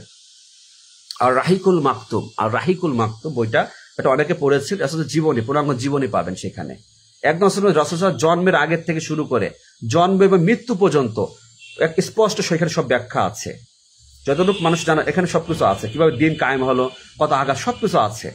এরপরে আপনি সহিহ বুখারী, কোরআনুল কারিমের পরে বিশুদ্ধ গ্রন্থ হচ্ছে কোরআনুল কারিমের পরে সহিহ বুখারী, সহিহ মুসলিম, তিরমিজি, আবু দাউদ, মাজাহ, নাসাই শরীফ, যে হাদিস গ্রন্থ 6টা, এছাড়া যে হাদিস আসছে এগুলো আপনি পড়লে যথেষ্ট। আপনি এরপর হাদিসে রাসূল সাল্লাল্লাহু আলাইহি ওয়াসাল্লামের যে আমলগুলো করতেন, কিভাবে সালাত আদায় করতেন, বুক অফ সালাত এখানে লেখা আছে, আজারের সাবজেক্টে কি তার প্রত্যেকটা ক্ষেত্রে হালাল হারাম, প্রত্যেকটা সময়ে কি কি বিষয় আছে হাদিস খণ্ডে ভাগ করা আছে। হ্যাঁ, প্রত্যেকটা বিষয়ে, পোশাক পরিচ্ছদের একটা বিষয় আছে, তিনি কি কি পোশাক পরিচ্ছদ পড়তে বলেছেন, কি কি পড়তে অপছন্দ করতেন, কি কি খাবার খেতে বলেছেন, হ্যাঁ, যাবতীয় সবকিছু, পিতামাতা সবকিছু হাদিস ভিতরে পাবেন। কারণ কোরআন হাদিস হচ্ছে কোরআন হচ্ছে হাদিস। মনে রাখবেন, রাসূল সাল্লাল্লাহু আলাইহি ওয়াসাল্লাম কোনো কথা নিজের থেকে বলেনি, তিনি আল্লাহ তাআলার পক্ষ থেকে জিবরাইল আলাইহিস সালাম ওহীর মাধ্যমে তার কাছে পৌঁছে দিয়েছেন। আল্লাহ রাসূল সাল্লাল্লাহু আলাইহি ওয়াসাল্লাম নিজের কোনো কথা ছিল না, তিনি পড়তে জানতেন না, তিনি লিখতে জানতেন না, কিন্তু আল্লাহ তাআলার অশেষ শক্তি, রহমত, দয়ায়, যেটা তিনি তার নবীকে, তার প্রিয় রাসূলকে সাল্লাল্লাহু আলাইহি ওয়াসাল্লামকে তিনি উপহার দিয়েছেন, দান করেছেন, জ্ঞান দিয়েছেন। যে জ্ঞান আল্লাহ তাআলা আপনাকেও দিবেন যদি আপনি মন থেকে, অন্তর থেকে চান। সম্মানিত দিনী ভাই বোনেরা, এটা আমাদের নিয়ত। যদি আপনি নিয়ত করেন, এখন থেকে নিয়ত করেন, আপনি বুঝতে পারবেন জীবনটা সুন্দর হয়ে যাবে ভাই। হিংসা, অহংকার, বিদ্বেষ থাকবে। আমরা তো মানুষ, আমরা মানুষের ভিতরে ইবলিস ভর করে। আপনাকে দেখে আমার সহ্য হচ্ছে না, আপনাকে দেখে আমার হিংসা হচ্ছে, আপনার ভালো বাড়ি করেছেন দেখে ভালো লাগে না, আপনি ভালো পোশাক পরেন ভালো লাগে না, আপনার সুন্দর স্ত্রী আছে ভালো লাগে না, আপনার জীবন যাপন দেখে ভালো লাগে না, থাকবে, এরকম মানুষ থাকবে। কিন্তু এই মানুষ যদি মনে করেন আমি তো সেই মানুষ, আমার অপরের ভালো ভালো লাগে না, তাহলে আমি আপনাকে বলবো আপনি দিনের পথে আসেন, দিন বোঝেন, ইমান মজবুত করেন, দেখবেন যে আপনার মনটা সুন্দর হয়ে যাবে ইনশাআল্লাহ। দায়িত্বটা সঠিকভাবে বুঝতে পারবেন। আমরা যে চাকরি করি পুলিশে, একজন অপরাধীকে ধরা কিন্তু ইবাদত। এই সমাজে একজন ব্যক্তি ইয়াবা ব্যবসা করে, গাঁজা ব্যবসা করে, ফেন্সিডিল ব্যবসা করে, তার দ্বারা সমাজ ধ্বংস হচ্ছে, যুবকরা নষ্ট হচ্ছে, অপরাধ করে, ক্রাইম করে, কিলার, নানান ধরনের সন্ত্রাসী, চোর, ডাকাত আছে না, যারা মানুষের ক্ষতি করে, তাদের সমস্ত অপরাধীকে আমরা যখন পুলিশ সদস্যরা যখন আইনের আওতায় আনি, পুলিশের কাজ কি? বিচার করা না। আচ্ছা, অনেকে হয়তো আপনারা এটা জানেন না, আজকে আজকে একটু জানিয়ে ক্লিয়ার ভাবে জানিয়ে দিই। পুলিশের কাজ হচ্ছে বিচারের আওতায় আনা, সোপর্দ করা, আইনের আওতায় আনা, তাকে আইনের বিচারের সোপর্দ, তা নিশ্চিত তিনি অপরাধী, এটা ফাইনাল লিস্ট, এটা মানে রিপোর্ট দিয়ে আদালতে সোপর্দ করা, প্রমাণ করে তখন আদালত তাকে বিচার করবে। অনেকে দেখেন না যে বেড়ে চলে আসে, পুলিশকে ছেড়ে দেয়। পুলিশ যেটা কোনটা ছাড়ে, যখন সেটা আমলের অযোগ্য অপরাধ, যেটা আমলযোগ্য অপরাধ না, সন্দেহ করেছে বা কেউ বলেছে, মিথ্যা হয়েছে, যাচাই বাছাই করেছে, ছেড়েছে। কিন্তু অনেক খেয়ে আছে দেখে ভালো মিথ্যা কথা বলে, নিরপরাধ, কিন্তু সে অপরাধ। কোনো অপরাধী নিজেকে অপরাধী ভাবতে বলতে চায় না। আমি যখন র্যাবে ছিলাম তখন দেখেছি যে ওই বাঁচার জন্য কোরআনের কসম কেটেছে, কোরআন মাথায় দিয়েছে, কারণ ধর্মীয় জ্ঞান যদি থাকতো সে কাজ করতে পারতো না। অবশ্যই তাকে সে মায়ের খাওয়ার পরে পিটান, লাস্টে সে ইয়াবা গাঁজা বের করেছে। দেখেন যে মানুষ দুনিয়ার কিছু ক্ষণস্থায়ী মানে হারামে সুখের জন্য, লাভের জন্য সে আল্লাহ তাআলাকে ব্যবহার করে, দিনকে ব্যবহার করে, ধর্মকে তারা মানুষকে ইমোশনাল ভাবে ব্ল্যাকমেল করার চেষ্টা করে। এটা মানুষের ওই সবকিছুর মূল হচ্ছে ধর্মীয় জ্ঞান না থাকার জন্য, দিনের পথ থেকে দূরে সরে থাকার জন্য মানুষের সমস্যা।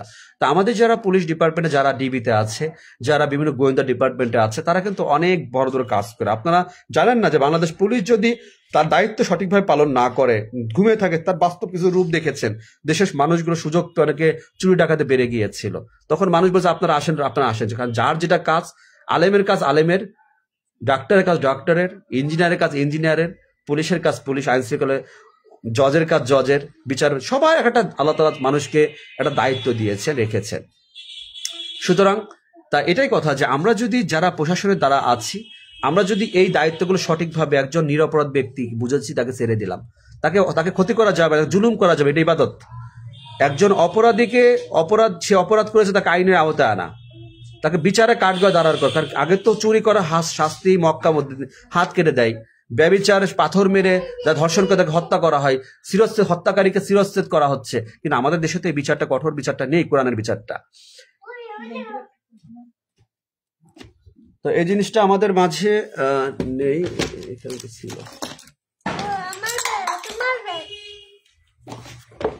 এখান থেকে নিয়েছে, এখানে ছিল, এই যে এই যে।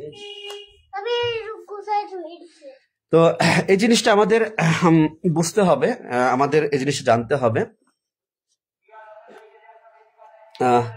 যে আমাদের যদি এই যে এটা জাস্ট বোঝানোর জন্য বলতেছি যে প্রত্যেকটা মানুষের দায়িত্ব আছে। একজন ডাক্তার যদি তার রোগীকে সঠিকভাবে দেখে, তাকে যেন জুলুম না করে, ফিসটা সঠিকভাবে, অনেক আছে না যে অতিরিক্ত বেশি চিন্তা করে। একজন গরিব অসহায় রোগী গেল, তার সামর্থ্য নেই, তাকে আল্লাহকে সন্তুষ্ট করা যায়, আমার টাকার অভাব নেই, এই লোকটার টাকা নেই, তাকে রোগ হয়েছে, যেহেতু রোগ থেকে সুস্থ করা মানে আল্লাহ সুবহানাহু ওয়া তাআলা, এটা ইবাদত। প্রত্যেকটা জায়গায় কিন্তু আমি ইবাদতের সম্পৃক্ত। আমরা ভালো কাজ কোনটা ঠিক কোনটা বেঠিক, আমি কোনটা ঠিক করছি কোনটা ভুল করছি, কোনটা হালাল কোনটা হারাম, কোন অর্থটা হালাল, কোন অর্থটা উপার্জন করলে হারাম হবে, হ্যাঁ, কোন কাজটা করলে এটা আমার জন্য গুনাহ হবে, এটা কিন্তু সবকিছু যদি আমি দিন সম্পর্কে আমার অবগত থাকি, আমি যদি বুঝি, তাহলে আমি বুঝতে পারবো। আমরা দুনিয়াতে ধনী গরিবের ব্যবধান বুঝি, যে কে ধনী কি গরিব, কিন্তু হালাল হারামের ব্যবধান বুঝি না কেন? একটা প্রশ্ন, যে আমরা দুনিয়াতে ধনী গরিবের ব্যবধান বুঝি, এ ফকির, এ কোটিপতি খুব বুঝি, ওই মন্ত্রীর বাড়ি, এগুলো, কিন্তু দুনিয়াতে হালাল হারাম বুঝি না। কথা তো ঠিকই ভালো বলি, কিন্তু মানতে পারি না। তা আমাদের এটা সবাইকে বুঝতে হবে, সবাইকে এটা মানতে হবে যে এক একটা বিষয় আলোচনা, দিনের আলোচনা, এই আলোচনা কি আপনি মনে করেন যে দিন সম্পর্কে জ্ঞান না অর্জন না করলে, ঘুমিয়ে মানে আপনি যদি ছুটে গেলে এগুলো পাবেন, এগুলো অন্য প্রয়োজনে সময় পার করলে আপনি এগুলো বলতে পারবেন? না, কখনোই পসিবল না। আল্লাহ তাআলা কবুল করবে না যদি আপনি যতক্ষণ না চাইবেন। চাইতে হবে, তো যেটা বলছিলাম, কোরআনুল কারিম থেকে জ্ঞান অর্জন করেন, রাসূল জীবনী জানেন এবং হাদিস গ্রন্থগুলোকে আপনি অনুসরণ করেন। কেউ আপনাকে যদি বাধা, অনেকে ভালো নাও লাগতে পারে যে এই লোক মাদ্রাসা পড়ে, যেটা আমার জীবনে হয়েছে। এখন হয়তো পার্সেন্টেজ কমে গিয়েছে, অনেকে বোঝে, অনেক আলেমরা সম্মান করে, অনেকে হিংসা করে, সব নিয়েই কিন্তু চিন্তা করে যে না, কেউ ভালো বলবে, কেউ খারাপ বলবে, কেউ নেগেটিভ, কেউ পজিটিভ, অনেক কিছু থাকবে। এটা মেনে নিয়েই দিনের বাণী, দিনের পথে চলতে হবে। এটা প্রত্যেক মুসলিমের দায়িত্ব, প্রত্যেক মুসলিমের দায়িত্ব আমাদের। যাই হোক, এই দিন প্রচার করে টাকা উপার্জন করা করছে অনেকে, সে চিন্তা করতেছে এটাকে আমি ব্যবহার করে দিন টাকা ইনকাম করব। নিয়ত দুনিয়াতে যেটা আমি যেটা করছি, আমার কি উদ্দেশ্য সেটা আল্লাহ তাআলা জানে। আপনার দূর উপার থেকে আপনি এপারের মানুষ জীবনযাপন হয়তো আপনি ধারণা করতে পারেন কি হতে পারে, কাছে এসে আপনি বুঝতে পারেন যে এই লোকটা এমনই জীবনযাপন করে। আর একটা অনুমান করা, আন্দাজে কথা বলে আল্লাহ তাআলা নিষেধ করেছে হাদিসে, তোমার ধারণা করে কোনো কথা বলো না। একটা মানুষকে ডাইরেক্ট বলে ও কাফের, ওই লোকটা এরকম, কিন্তু আপনি ধারণা করে বলতেছেন। তা আমরা যেন সন্দেহ, আন্দাজে কথা বা ধারণা থেকে আমরা বিরত থাকি। আমরা যেন একটা মানুষকে না বুঝে, সূরা হুজরাতের ভিতরে বিষয়টা আসছে যে মানুষ না বুঝে না জেনে, যেটা আমরা অনেকে যেটা করি, মানুষকে ব্যঙ্গ করি। যেমন ফেসবুকে যেমন অনেক রোস্টার, যেমন শাহ আহমদুল্লাহ আলোচনা করেছিলেন যে অনেকের বিষয়ে আলোচনা করতেছেন, একটু কেটে দিয়ে মাঝখানে একটু ভিডিও ক্লিপ ছেড়ে দিয়ে সমালোচনা করা, তাকে নিয়ে পচানো, মানুষকে হাস্যকর বানানো, তাকে মানুষের চোখে খারাপ বানানো। কিন্তু আগে পরে তিনি কি বলেছেন সেটা না জানার কারণে আমরা একজন আলেমকে ওইটুকু কথা শুনে তাকে ভুল বুঝি। সূরা হুজরাতে এই বিষয়গুলো কিন্তু আয়াতে আসছিল। যাও, এটা থেকে আমরা বিরত থাকি। যে আমরা অনেকেই আজকাল মিডিয়া জগতে, এই সামাজিক যোগাযোগ মাধ্যমে এক শ্রেণীর মানুষ আছে যারা এই কাজগুলো করে। আসলে কোনটা ঠিক বা কোনটা বেঠিক এটা আমাদের বুঝার জন্যই এই পৃথিবীর জমিনের জীবনটা অতিবাহিত কিভাবে করব, সবকিছুর জন্য আমাদের দিন জানা, দিন শিক্ষা অর্জন করা প্রয়োজন। আপনি যতই ভাবেন না কেন আমি সব বুঝি, এই সব বুঝে বললে, কালকে রাত্রে ডিউটিতে এক লোক পেয়েছিলাম, হিন্দু থেকে মুসলিম হয়েছে, পরে জানি না, তার কোনোভাবে তাকে সুন্নাহ বোঝাতে পারলাম না, কবর আছে বোঝাতে পারলাম না, অনেক বুঝালাম, অনেক সময় ব্যয় করলাম, কিন্তু যাক সে লাস্টে চুপ হয়ে গেছে, বুঝতে পারছে, কিন্তু লাস্টে সে বলে কি যে আমি যেটা জানি সেটা আপনি বোঝেন না, আমি সব বুঝি, আমি ঠিক আছে। সে লাস্টে কথা হলো ঘুরে ফিরে একই কথা, তার সুন্নাহ নেই, কিছু নেই, সে নামাজ পড়ে না, সে লাস্টে আমি ঠিক আছে, শেষ। এই যে, তা কিছু করার নেই। মানুষকে সতর্ক করা যায়, সচেতন করা যাবে, কিন্তু তাকে ভালো করা যাবে না, কোন মানুষের হাতে নেই। আল্লাহ তাআলা সুবহানাহু ওয়া তাআলা বলেছেন, মুহাম্মদ সাল্লাল্লাহু আলাইহি ওয়াসাল্লাম, তুমি যাকে চাইবে তাকে তুমি হিদায়াত দিতে পারবে না। তুমি যাকে চাইবে তাকে, তুমি মুহাম্মদ কে ছিলেন, মুহাম্মদ রাসূলুল্লাহ সাল্লাল্লাহু আলাইহি ওয়াসাল্লাম, পৃথিবীর শ্রেষ্ঠ মানব, আল্লাহর প্রিয় রাসূল। আল্লাহ রাসূল সাল্লাল্লাহু আলাইহি ওয়াসাল্লামকে কথা বলতেছেন, যাকে পৃথিবীর জমিনের সমস্ত মানবকে বলেছে তাকে ভালোবাসো। যদি আমার ভালোবাসা পেতে চাও, আমার অনুগ্রহ দয়া যদি পেতে চাও, তাহলে আমার রসুলকে ভালোবাসো, তার আদর্শকে তোমরা গ্রহণ করো। আল্লাহ বলেছেন, আবার তাকেই বলছে, মোহাম্মদ তুমি যাকে হিদায়াত চাইবে, যার হিদায়াত চাইবে, তার হিদায়াত তুমি চাইলেই পাবে না। আমি যাকে যোগ্য মনে করব সেই হিদায়াত পাবে। যদি সেটা রাসূলের হাতে থাকতো তাহলে আবু তালেব নিশ্চয়ই পেতেন হিদায়াত, নাকি রাসূলের পিতা মাতা, তার চাচারা পেতেন না। যে যোগ্য হয়েছে সেই হিদায়াত পেয়েছে। যোগ্য হিদায়াতের পাওয়ার যোগ্য হতে হলে কি করতে হবে? অনেক শিক্ষিত, ইংলিশ মিডিয়ামে পড়তে হবে, অনেক অর্থ উপার্জন করতে হবে, এমপি মন্ত্রী, বড় পুলিশ অফিসার হতে হবে, ডক্টর ইঞ্জিনিয়ার হতে হবে, আমেরিকা যে স্কলারশিপ, কানাডার যে ডিগ্রি অর্জন করতে হবে না। কি হতে হবে বলেন? হিদায়াত পাওয়ার জন্য আল্লাহ তাআলার কাছে আত্মসমর্পণ করতে হবে। আল্লাহ সুবহানাহু ওয়া তাআলার কাছে আত্মসমর্পণ করতে হবে, যেভাবে পুলিশের কাছে আসামির আত্মসমর্পণ করে, জজের কাছে, বিচারপতির কাছে যে আসামি দুটো হাত জোর করে ক্ষমা চাই, দেখেন না, নত হয়ে থাকে দুনিয়ার জন্য। কিন্তু মৃত্যুর পরবর্তী বিচারের প্রধান বিচারপতি মালিক ইয়াউমিদ্দিন, যিনি বিচার দিবসের মালিক, সেই বিচারপতির বিচার থেকে তো আমাদের রক্ষা পেতে হবে। তাহলে জমিনে হিদায়াত পাওয়ার জন্য আপনাকে অনুশোচনা বোধ অন্তরের মাঝে রাখতে হবে। আমরা মানুষ ভুল করি, ভুল কথা বলি, হিংসা করি, অহংকার করি, হতেই পারে, হয়ে যায় ইবলিসের পক্ষ থেকে। কারণ ইবলিসের কাজ হচ্ছে মানুষকে ভুল পথে পরিচালিত করা, মানুষকে পথভ্রষ্ট করা। গায়রিল মাগদুবি আলাইহিম ওয়ালাদ-দাল্লিন, গায়রিল মাগদুবি আলাইহিম, আল্লাহ সেই পথে না যে পথে তোমার রহম, তোমার গজব, যারা পথভ্রষ্ট, আমরা সেই পথে আমরা যেতে চাই না। সূরা ফাতিহাতে আমরা বলি সিরাতাল লাযিনা আন'আমতা আলাইহিম, যে পথে তোমার রহমত, যারা যারা হিদায়াত পেয়েছে সেই পথে আমরা যেতে চাই। আমরা তোমার সেই পথে চালাও। আমরা তো ঠিকই পড়ি, কিন্তু আমরা অন্তর থেকে বাস্তব জীবনে আমরা দুনিয়ার লোভ লালসায় ডুবে গিয়ে, নারীর ছলনায় আমরা ডুবে গিয়ে, নারীর ফিতনায় আমরা জড়িয়ে গিয়ে আজ দুনিয়ায় সম্পর্ক, ভাই ভাইয়ের সম্পর্ক, পিতামাতার সাথে সম্পর্ক, হ্যাঁ, সবকিছু নষ্ট হয়ে গেছে নারীর জন্য। সমাজে দিন দিন নারীর ফিতনা অধিক বেড়ে গিয়েছে।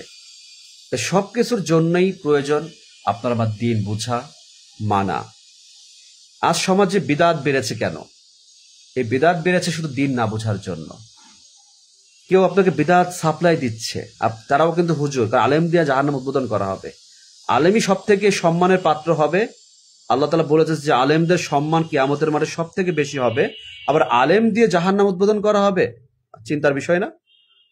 একসময় আমি খুব ভাবতাম যে আসলে জিনিসটা কেমন, একজন আলেম কিভাবে, কিন্তু পরে দেখলাম যে আর আলেম পরিচয় দেবে, আর আলেম হওয়া সত্ত্বেও তারা আল্লাহ তাআলার বাণীকে তারা মানুষের কাছে ভুল ব্যাখ্যা দিবে। রাসূল সাল্লাল্লাহু আলাইহি ওয়াসাল্লামের সুন্নত আদর্শকে তারা অপপ্রচার করবে। নিজেদের স্বার্থ, নিজেদের লাভের দুনিয়াবি লোভ লালসে তারা ডুবে যাবে। ইসলামকে তারা অর্থ উপার্জনে ব্যবহার করবে, যেটা তিরমিজি শরীফে হাদিসটা এসেছে না, একজন কারিকে সে জাহান্নামে নিক্ষেপ করা হবে, যে সুন্দর কোরআন তিলাওয়াত করত, কিন্তু তার উদ্দেশ্য ছিল কি? দুনিয়ার সুনাম অর্জন করা, লাভের চিন্তা করত। একজন দানকারী জাহান্নামে যাবে, সে দান করত, কুঠা দিত, হ্যাঁ, দুনিয়া মানুষকে দেখানোর জন্য দান করত। আর শহীদ হয়েছিল যে দুনিয়ার মানুষকে দেখা, দুনিয়ার স্বার্থে, দুনিয়াবির জন্য শহীদ হয়েছিল, আল্লাহর জন্য না। একজন শহীদ, একজন আলেম, একজন কারি, একজন যিনি দান করেন, দানশীল ব্যক্তি, তিনিও জাহান্নামে যাবেন। খুব চিন্তার বিষয় না? একটু বোঝার বিষয় আছে। এটা বুঝতে গেলে দিন শিক্ষা অর্জন করতে হবে। এর মিনিংটা, আলোচনাটা অনেক বড়। প্রত্যেক আলোচনা করলে এই বললাম না যে আলোচনা তো অল্প করার কথা, কিন্তু আমি অনেক করি কেন? কারণ এই সমস্ত ভাবে আলোচনা করতে গেলে লাইভে তো এইগুলো আলোচনা সহজে সবাই করতে চায় না। কেন একটা আলোচনা করবো, মাহফিলে যাব, কিছু হাদিয়া পাবো, হ্যাঁ, কিন্তু আমার তো ভাই দপ্তরবিহীন মন্ত্রী। যতই বলি না কেন, যতই শুদ্ধ বলি না কেন, ওপারের মানুষ বলেই যাবে মূর্খ লোক। কি বোঝে? 2 দিনে আসছে এই পথে, কি বোঝে? আর পুলিশ কি বোঝার আছে? কত বড় বড় আলেম আছে আমাদের সমাজে না? যাক, জাস্ট বোঝানোর জন্য বললাম। আমি তাও মেনে নিয়েছি, কোনো বিষয় না, কিন্তু প্রত্যেকটা বিষয় আপনাকে আপনার স্থান থেকে বুঝতে হবে। বিদআত, শিরিক, আমরা সমাজে অনেকে বিদআত শিরিক চিনি, কিন্তু কোনটা বিদআত, কোন কাজ শিরিক হয়, এটা আমরা অনেকে জানি না, বুঝি না। এটা সম্পর্কে বুঝতে হলে আপনাকে দিন শিক্ষা অর্জন করতে হবে। শুধু কারো মুখের কথা শুনে না আপনি অনেকে বুঝতে পারবেন না যে এক আলেম সম্মানের পাত্র হবে। নবীদের যাকে অরিশ বলা হয়েছে, সেই আলেম দিয়ে আবার জাহান্নাম উদ্বোধন করা হবে। তাহলে একই আলেম 2 শ্রেণীর হবে। কেউ আপনাকে সঠিক পথে পরিচালিত করবে, কেউ আপনাকে কোরআন হাদিসের সুন্দর কথা বলার আয়াতের মাধ্যমে আপনাকে পথভ্রষ্ট করবে। কোনো ভুল থাকলে আমাকে একটু জানাবেন যে ভাই আপনার কোনো কথা ভুল হচ্ছে, কারণ আমি সবসময় সতর্ক কথা বলার চেষ্টা করি। এখন পর্যন্ত যদি কোনো কিছু থাকে আপনার আমার দিনী ভাই আমাকে জানিয়ে দেবেন একটা কমেন্ট করে। অহেতুক কমেন্ট করার প্রয়োজন নেই। যদি যেটা প্রয়োজন কমেন্ট আমাকে করে দিবেন ভাই, যদি সঠিক থাকে শোনেন, আর যদি ভুল হয় আমাকে জানিয়ে দেবেন ভাই আপনার কথাটা ঠিক না। আমি সতর্ক হয়ে যাবো, আমি ক্ষমা চাইবো। তা আপনাকে আলেম যাচাই বাছাই করার জন্য আপনাকে দিন শিক্ষা অর্জন করতে হবে। আপনাকে আলেম যাচাই বাছাই করার জন্য, যেমন আমার ভাই যে আলোচনা বিষয় বলেছে, আলেম দেখে নয় দলিল দেখে আমল করতে হবে। হ্যাঁ, আপনি হয়তো এখানে প্রশ্ন করতে পারেন যে আলেম তিনি কি ভুল কথা বলেন? হ্যাঁ বলেন, মানুষ তিনি, মনে রাখবেন। আলেম আমি পরিচয় দিতে পারি, আমি আলেম পরিচয় দিতে পারে, আমি আলেম। হিরো আলম পরিচয় দিতে পারে, সে হিরো আলম পরিচয় দিয়েছে, সে হিরো আলম। সে কতটুকু হিরো হয়েছে বলেন? তার চেহারা, রূপ, চেহারা, সৌন্দর্যতা আছে, সে কথা ঠিক মতো বলতে পারে, নিজেকে হিরো দাবি করেছে, কিন্তু অবশ্যই লাস্টে হিরোই হয়ে গিয়েছে, আমি কোটিপতি হয়ে গিয়েছে। হাসিয়ে, মানুষকে কাঁদিয়ে, মজা করে, মায়ের খাইছি বলেও ফেসবুকে লাখ লাখ টাকা ইনকাম করে হিরো আলম এখন হিরো আলম হয়ে গিয়েছে, এখন সে সেলিব্রিটি হয়ে গিয়েছে।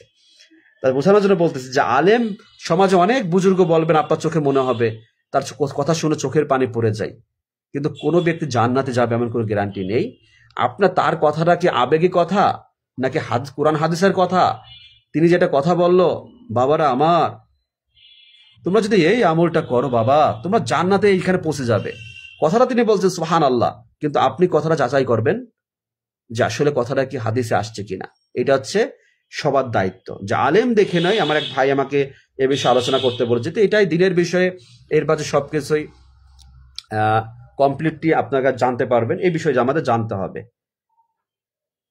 যে আমাদের সমাজে অনেকে আছে যারা বোঝে না, মানে শুধু ঠিক ঠিক না, অজের মাঠে মানে ঠিক ঠিক ঠিক, দেখো চিল্লায় চিল্লা ঠিক বলে, কিন্তু আসলে কোনটা ঠিক কোনটা বেঠিক এটা বুঝতে গেলে আপনাকে দিন সম্পর্কে জানতে হবে। আলেমদের সহযোগিতা নেন। আপনি আপনি একা বুঝতে পারবেন, আমি আপনার কথা একমত, আপনি একা বুঝতে পারবেন, আলেম লাগবে, কিন্তু একজন বিশুদ্ধ আলেম চান, তার কাছে যান। এই সমাজে অনেক আলেম বৃদ্ধি পাবে, কিয়ামতের মুহূর্তে প্রকৃত আলেম লোপ পাবে, প্রকৃত আলেমের কি থাকবে না। আলেম অনেক আলেম বেরোবে, ফেসবুক ইউটিউব মুফতি মৌলানা অনেক বেরোবে, একটু প্র্যাকটিস করে আলোচক হবে। আপনি মনে ভাবতে আপনার মতো, হ্যাঁ যা বলেন সমস্যা নেই, সতর্ক করে তো যাই ভাই, আমার যদি ভুল থাকে, আমার যদি কোনো বানোয়াট কিছু থাকে, শাস্তি আল্লাহ তাআলা আমাকে দিবেন। যা সতর্ক, যেহেতু একজন দায়ী হিসেবে সবকে সতর্ক করতে হবে। অনেক ব্যক্তি অনেকভাবে দাঁড়িয়ে রেখে টুপি পরে কিছু মাসালা কিছু জেনে আপনাকে ফেসবুকে নানান ধরনের দিনের পানি প্রচার করবে, নিশ্চয়ই তার একটা নিয়ত থাকতে পারে, ভালো হতে পারে, খারাপ হতে পারে, আমি এটা খারাপ বলছি না, কিন্তু ওই কথাটা শুনে এই এই আমলটা করলে এত নেকি হবে, এত কিছু পাবেন, এত কিছু, এটা ভুল, আপনি ওটাকে শুধু দেখে আমল করবেন না। না না ভাই, অনুরোধ করছে, সবার কাছে হাত জোরে অনুরোধ করছে লাইভে, এখন থেকে যারা আমার লাইভে আছেন সবাইকে জানিয়ে দেন, দরকার শেয়ার করে, কখনো যত বড়ই হোক না কেন আপনি নিজের থেকে জানবেন, এটা আপনার অধিকার। কোনটা আপনার মনে যখন আপনি সঠিকভাবে বুঝতে পারবেন, হ্যাঁ, এক কাপ চা চিনি বেশি না কম এটা বুঝবেন কিভাবে? মুখে দেওয়ার পরে তো বুঝবেন। স্বাদ, খাবারের স্বাদ তো না খেলে বোঝা যাবে না যেটা কেমন খেতে। তা এটাই বিষয়। তরকারিতে লবণ হয়েছে, আপনি বুঝবেন কিভাবে? মুখে দেওয়ার পর তো বুঝবেন কম না বেশি। তা আসলে এই জন্য দিন শিক্ষা অর্জন করতে হবে। আলহামদুলিল্লাহ, আল্লাহ তাআলা যতটুকু তৌফিক দিয়েছেন, একটা আলোচক যখন আলোচনা করেন তখন কিন্তু বুঝতে পারি যে তিনি কি বলছেন। আমাদের সালাফি মানহাজের যে আলেমরা আছেন, সম্মানিত যারা আলেমরা আছেন, আলহামদুলিল্লাহ তারা বলতেছেন, বুঝতেছি, খুব সহজে বুঝতেছি তিনি কি বলতেছেন। তিনি ভুলটা বললে বুঝতে পারবো ইনশাআল্লাহ, আল্লাহ তাআলা সেই তৌফিক দিয়েছেন, সেই তৌফিক আলহামদুলিল্লাহ পেয়েছি। তিনি যদি কোনো ভুল কথা বলেন, হয়তো অনেকে না জানার কোন আবেগ দিয়ে বলতে পারেন, যখন আমাদের শায়েখ বলেছেন সত্য না, সে সুযোগ নেই আমার কাছ থেকে সেটা চাপ পাবেন। আমি মনে করি ইনশাআল্লাহ এতটুকু বিষয় অর্জন করতে পেরেছি, এত সহজ হবে না। আবেগ দিয়ে অনেক কিছু আছে আমাদের, যে কোনো এমন করে ভুল না যে ভুল কথা কেউ বলে না, কম বেশি দুটো স্লিপ করবে, অনেক কথা বলতে বলতে দুটো স্লিপ হয়ে যেতেই পারে। এটা বুঝতে গেলে দিন শিক্ষা অর্জন করতে হবে। আপনাকে মুফতি সাহেব, মৌলানা সাহেব এই কথা শোনার দরকার নেই, আপনাকে এই টাইটেল এই কথা শোনার প্রয়োজন না। আজহারি সাহেব, মাদানী সাহেব শোনার দরকার নেই। আপনি দিন শিক্ষা অর্জন করেন, দিনী ভাই আমার, দিন শিক্ষা অর্জন করেন। দিনী ভাই বলছে, দিনের ভাই সম্পর্ক, প্রত্যেকটা মুসলিম একে অপরে ভাই ভাই ভাই ভাই ভাই, সব পরিবর্তন হয়ে যায়। সুন্দর চেহারা, হ্যাঁ, যতই মুখে ক্রিম, যতই মানে পার্লার থেকে, জেন্টস পার্লার থেকে সুন্দর হোক না কেন, অন্তর যদি সুন্দর না হয় ভাই আমার, এই সৌন্দর্যতার কোনো মূল্য নেই। কালো মানুষ এডিট করে সাদা করা যায়, মাঝে মাঝে আমি করি ফেসবুকে, যে তখন থেকে একটু কালো কালো লাগে, আমরা তো একটু সামলা মানুষ, হঠাৎ করে লাস্টে যায় একটু সাদা ফিল্টার মারি, ভালো তো দেখা যায় না। কিন্তু অন্তরটা ফিল্টার মারবো কিভাবে? অন্তরটাকে সুন্দর করবো কিভাবে ভাই? এই দিন ইমান যখন মজবুত হবে, আপনার ভিতর থেকে সুঘ্রাণ বের হবে, সুঘ্রাণ। আতরের সুঘ্রাণ কত সময় থাকে? খুব সময় থাকে না। এই যে আমি তো অনেক আতর ইউজ করি, হ্যাঁ, কিছুক্ষণ পর আবার লাগাই। ইমানের সুঘ্রাণটা কিয়ামত মৃত্যু পর্যন্ত সারা জীবন পৃথিবীর মানুষ সুবাস পাবে। আপনি হেঁটে যান, কথা বলেন, সম্মান আল্লাহ তাআলা দিবেন। আমি মাহফিলে গিয়েছি, আমার দেখেন, যা হোক চাকরি করি, মানুষ তো 3 দিন আগের থেকে বসে আছে সামনে দেখার জন্য, আর আমি তো লাস্টে যে সামনে যে মিজানুর আজাদ সাহেবের সামনে একদম ভিআইপি গ্যালারিতে যে বসে দেখে আসছি। কেন? আল্লাহ তাআলা শুধু সম্মান দিয়েছেন, অনেকে চিনেন, যেন ভাই আসেন। এই সব কিছু দেওয়ার বেলা কিন্তু আল্লাহ তাআলা। 3 দিন আগে অনেকে বসে যায়, সামনে জায়গা পাই নাই, বসে আছে 3 দিনের জায়গা পাওয়ার জন্য, কিন্তু এত কষ্ট করতে হয় না, আলহামদুলিল্লাহ। যা কিছু যাক, এটা বলছি যে আল্লাহ তাআলা সম্মান, মর্যাদা, সবকিছু, দুঃখ দুর্দশা যন্ত্রণা সবই পরীক্ষা। এটা সবার জীবনে এসেছে। নবীদের জীবনে তাদেরকেও মানুষ লাঞ্ছিত করেছে, তা কি হয়েছে? তারাই পরাজিত হয়েছেন, ঈমান জয় হয়েছে, ঈমানের জয় হয়েছে, তাওহীদের বিজয় হয়েছে। সুতরাং এটাই মনে রাখবেন, কিয়ামত পর্যন্ত তাওহীদের বিজয় হবে। আমার আল্লাহর লা ইলাহা ইল্লাল্লাহ মুহাম্মাদুর রাসূলুল্লাহ, লা ইলাহা ইল্লাল্লাহ, আল্লাহ ছাড়া আর কোনো ইলাহা নাই। শুধু মুখে বলে ছেড়ে দিলাম না, অন্তর থেকে গিয়েতে খুদাই করে ফেলেন। ওই যে বিল্ডিং এ দেখেন খুদাই করে লেখে, অন্তরের ভিতর লিখে দেন না লা ইলাহা ইল্লাল্লাহ যখন বলেছি, আর জীবনে কখনো কারো কাছে মাথা নত করবো না। কোনো শিরিক কোনোদিনও সম্ভব না। জীবন চলে যাক, কারো কাছে মাথা নত করবো না। মরে যাচ্ছি, যাই হোক না কেন, শরীরে রোগ পচন হয়েছে, ক্যান্সার যাই হয়েছে, আলহামদুলিল্লাহ, আল্লাহ আপনি এনে পৃথিবীতে পাঠিয়েছেন, আমি তো চলেই যাব। আমাকে একটু আপনার ইবাদত করার তৌফিক দান করেন। আপনি সুস্থ করতে পারেন, আপনি যেমন চাইবেন। আমার যদি বেঁচে থাকা কল্যাণকর হয়, আলহামদুলিল্লাহ আমি বাঁচতে চাই। আমার মৃত্যু যদি কল্যাণকর হয়, আমাকে আপনি নিয়ে যান। সুবহানাল্লাহ। আর কিভাবে বোঝাবো প্রিয় ভাই আমার, আর কোনো ভাষা আমার জানা নেই। আর অনেক দিন ধরে তো অনেক কথাই বলি, খুব কষ্ট আঘাত লাগে যদি আপনারা না বুঝতে পারেন, জীবন পরিবর্তন না হয়। ভালো তখনই লাগবে যখন আমার ভাইদেরকে দেখবো যারা এখন দেখি ভুল পথে আছেন, তাদের জীবনটা পরিবর্তন হয়েছে। যার কথা শুনে হোক, যেভাবে হোক, অনুপ্রেরণা জীবন পরিবর্তন করেন। শুধু আমি ঠিক আছি বলার মাঝে কোনো জীবন পরিবর্তন হবে না। আমিও বলবো যে আমি ঠিক নেই, আমি গুনাহগার, পাপী। অন্তর থেকে ভাবতে হবে যে আল্লাহ আপনার অনুগ্রহ দয়া ছাড়া জান্নাত লাভ করা যাবে না। আল্লাহ নবী সাল্লাল্লাহু আলাইহি ওয়াসাল্লাম এটাই বলেছেন যে সাহাবারা জেনে রাখো, আল্লাহর অনুগ্রহ দয়া ছাড়া কেউ জান্নাতে প্রবেশ করতে পারবেন না। সাহাবা বলতে, ইয়া রাসূলুল্লাহ সাল্লাল্লাহু আলাইহি ওয়াসাল্লাম, আপনিও আপনার জন্য কি নবী? আপনার জন্য? এটা আমার জন্য হোক, এটা আমার জন্য একই বিষয়। আমিও আল্লাহর অনুগ্রহ দয়া ছাড়া জান্নাত যেতে পারবো না। যার কোনো গুনাহ পাপ নেই, তিনি 70 বার 100 বার তওবা করতেন। আর আমি কি করি? আমি তো ঠিক আছি। এত সহজ না ভাই। জীবন পরিবর্তন করেন, যে দায়িত্বে আছেন, যে অবস্থানে আছেন। আমরা তো চাকরি করে, পুলিশের অনেক কঠিন অবস্থা। যখন আমার জীবন পরিবর্তন হয়েছিল, কি ছিল আমার বলে? কিছুই জানতাম, কিছুই বুঝতাম। একসময় তো মুখে দুটা গান বলতাম, আস্তাগফিরুল্লাহ। যাক, একসময় অনেক জীবন অনেক কিছু বুঝতাম না, কিন্তু চেয়েছিলাম, আলেম হতে চেয়েছিলাম। প্রথম থেকে আমি আলেম হব, হয়তো সমাজের মানুষের কাছে না, কিন্তু আমার অন্তর থেকে আমি আলেম হব। আমি শিখবো, আমি দিন অর্জন করবো, জানাবো, মানুষকে প্রচার করব। সেই থেকে 5 বছর তো হয়ে গেল না, এই যে 5 বছর, সেই থেকে কত আঘাত। যখনই প্রচার করতে গিয়েছি, এ ভাই আপনি কি মুফতি? কোন মাদ্রাসায় পড়েছেন? আমি বললাম, ভাই না, আমি জেনারেল লাইনে। আরে জানতো, ফেতনা সরেন না তো, আপনি ফতোয়া দিতে আসবেন? আমি তো ভাই, আমি তো একটা রাসূল সাল্লাল্লাহু আলাইহি ওয়াসাল্লাম একটা হাদিসের কথা বলছি। এই সমাজ, এই মানুষ কোনো মসজিদে কথা বলতে দিবে না। আপনি তো কোনো বুজুর্গ না, আপনি তো কোনো তাবলীগের আমাদের কোনো লোক না, আপনি তো কোনো, মোটামুটি এই সমাজ এরকম মনে করে, বাধা দেয়। এই যে দিনের কথা বলে অনেকে সহ্য করতে পারে না, এমনও ব্যক্তি আছে, সেও কিন্তু আলেম। এমনও ব্যক্তি আছে যার অন্তরটা কিটকিট করে। ওই যে জাহান্নাম উদ্বোধন করা হবে, কেন হবে? তাদের দিয়ে, এই জন্যই হবে। সে আমি হোক, সেই হোক, যেই হোক না কেন, যার ভালো লাগছে না দিনের কথা, আমার কথা, যার এখন পর্যন্ত আছেন যে ভালো লাগে না, কিন্তু বলতেও পারেন না, কইতেও পারেন না, সইতেও পারেন না, আমি আপনাকে বলবো, আপনার মনটা নষ্ট হয়ে গিয়েছে, ভয়াবহ অবস্থায় আপনি পড়ে আছেন, বড় ক্ষতির সম্মুখীন আপনি হয়েছেন জীবনে। আল্লাহ তাআলার কাছে হিদায়াত চান, তওবা করেন, অন্তর পরিষ্কার করে ফেলেন। এটা লাভবান হবেন আপনি। এটা নিজের রোগ নিজেকে সারতে হবে। এই রোগের কোনো ডক্টর নেই, কোনো চিকিৎসক নেই।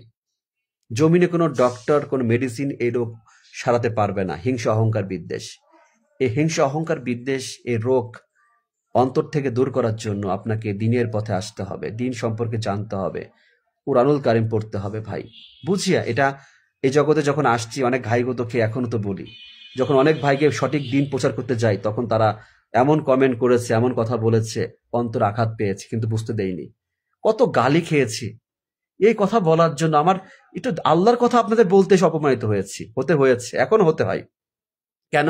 আপনি আহলুল হাদিস, ও তো আহলে হাদিস, ও তো সালাফি। সে ব্যক্তি সালাফি বলছে না, সালাফি কি? আহলে হাদিস। মানুষকে জানিয়েছে আহলে হাদিস হলো ফিতনা।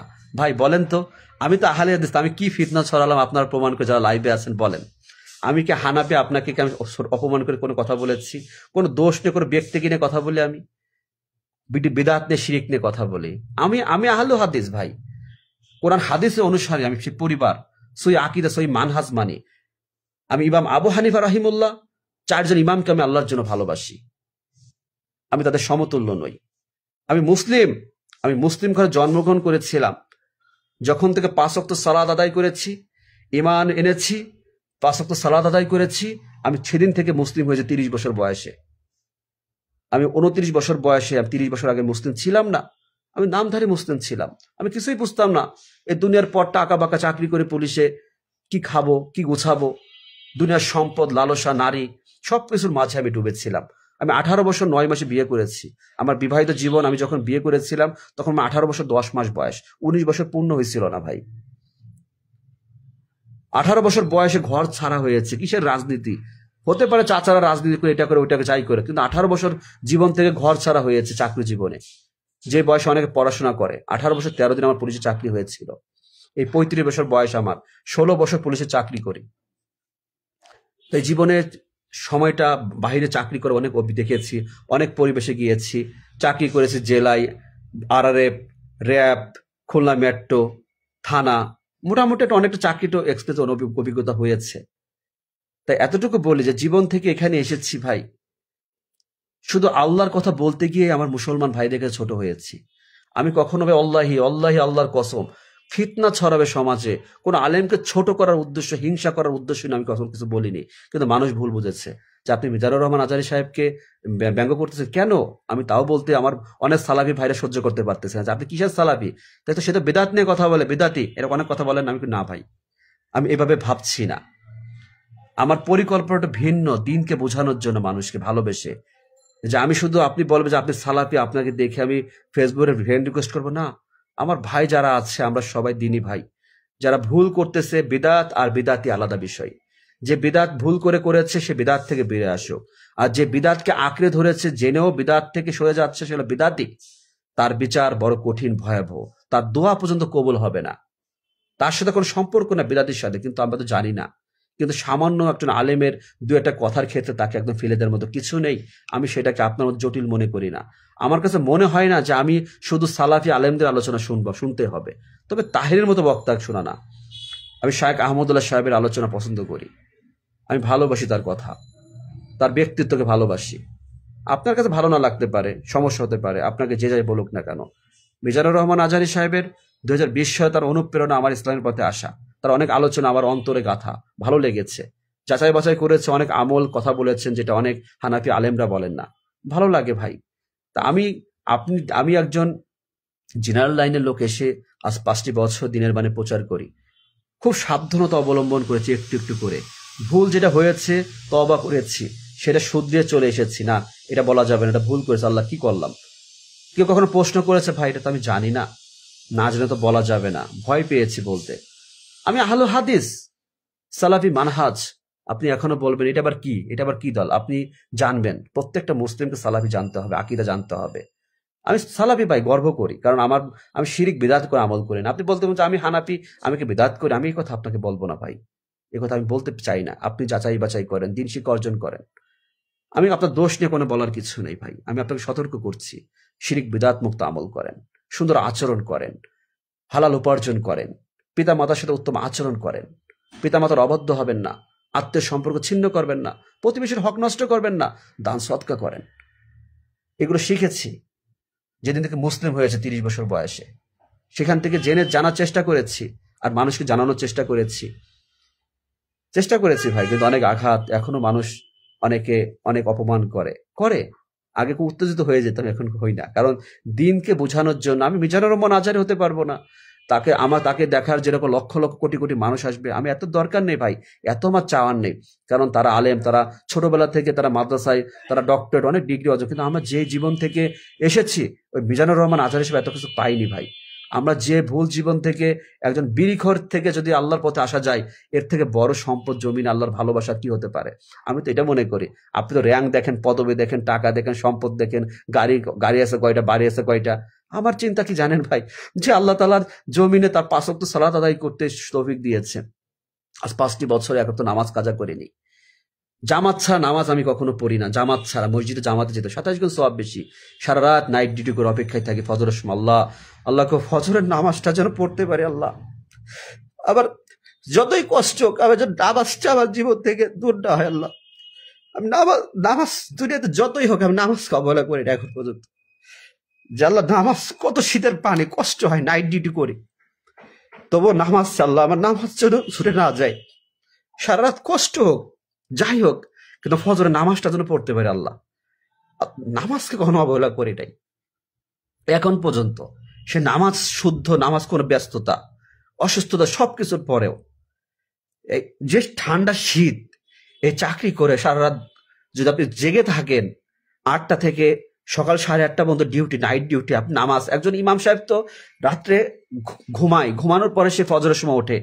এই চাকরি করে অনেক কষ্ট করা হয়, দায়িত্ব করতে হবে, কিন্তু ভোরবেলা যদি ঘুম থেকে উঠতে না পারি, ভোরবেলা যে ঘুমাবো বা একটু গাড়িতে ঝিমটে দেবো, অজু এমন হয়েছে কোথাও চলন্ত অবস্থা, অজু ভেঙে যাওয়ার ভয়তে ঘুমাই নাই, ঘুম আসে, কিন্তু অজু ভেঙে যাবে, গাড়ির ভেতর নামাজ পড়তে পারবো না, এই কথা চিন্তা করে আমি ঘুমাই নেই। জানলা ঘুমাই, সিটে আরাম দিলে তো ঘুম ভেঙে যায়, অজু নষ্ট হয়ে যাবে।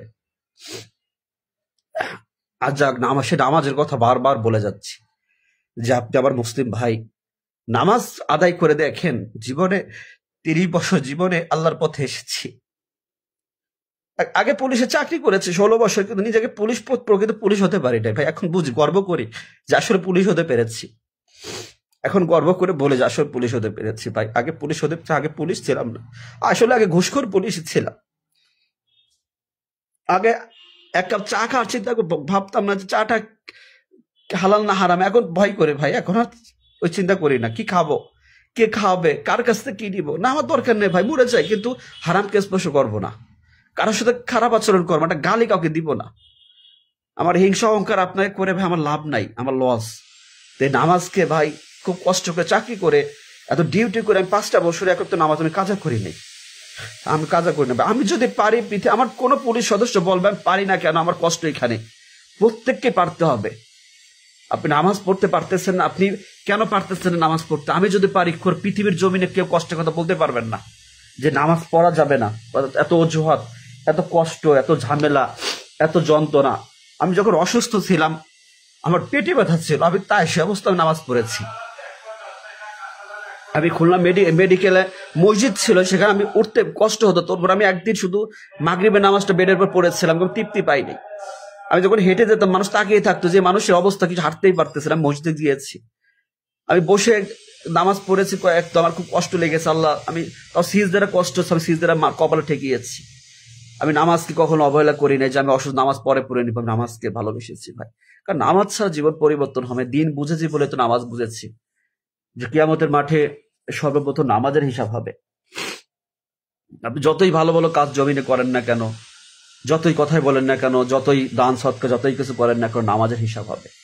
আজ মুসলমান ভাই আমরা অনেকে আছে নামাজ নেই। এই যে মাহফিলে এত মানুষ, নামাজের চিন্তা নেই। দিনের কথা শুনতে ভালো লাগা, কিন্তু নামাজের চিন্তা নেই। ফরজের প্রতি কত উদাসীন, গাফিল, চিন্তাই নেই আমার নামাজ। একক তো ফরজ নামাজের, 1 রাকাত নামাজের যে কত মূল্য। সারা পৃথিবীর জমিনের বক্তার আলোচনাকে এক করলে, সারা পৃথিবীর জমিনের সুন্নাহ নফলকে এক করে যদি এক করেন, আল্লাহ তাআলার 1 রাকাত ফরজের সমান হবে না।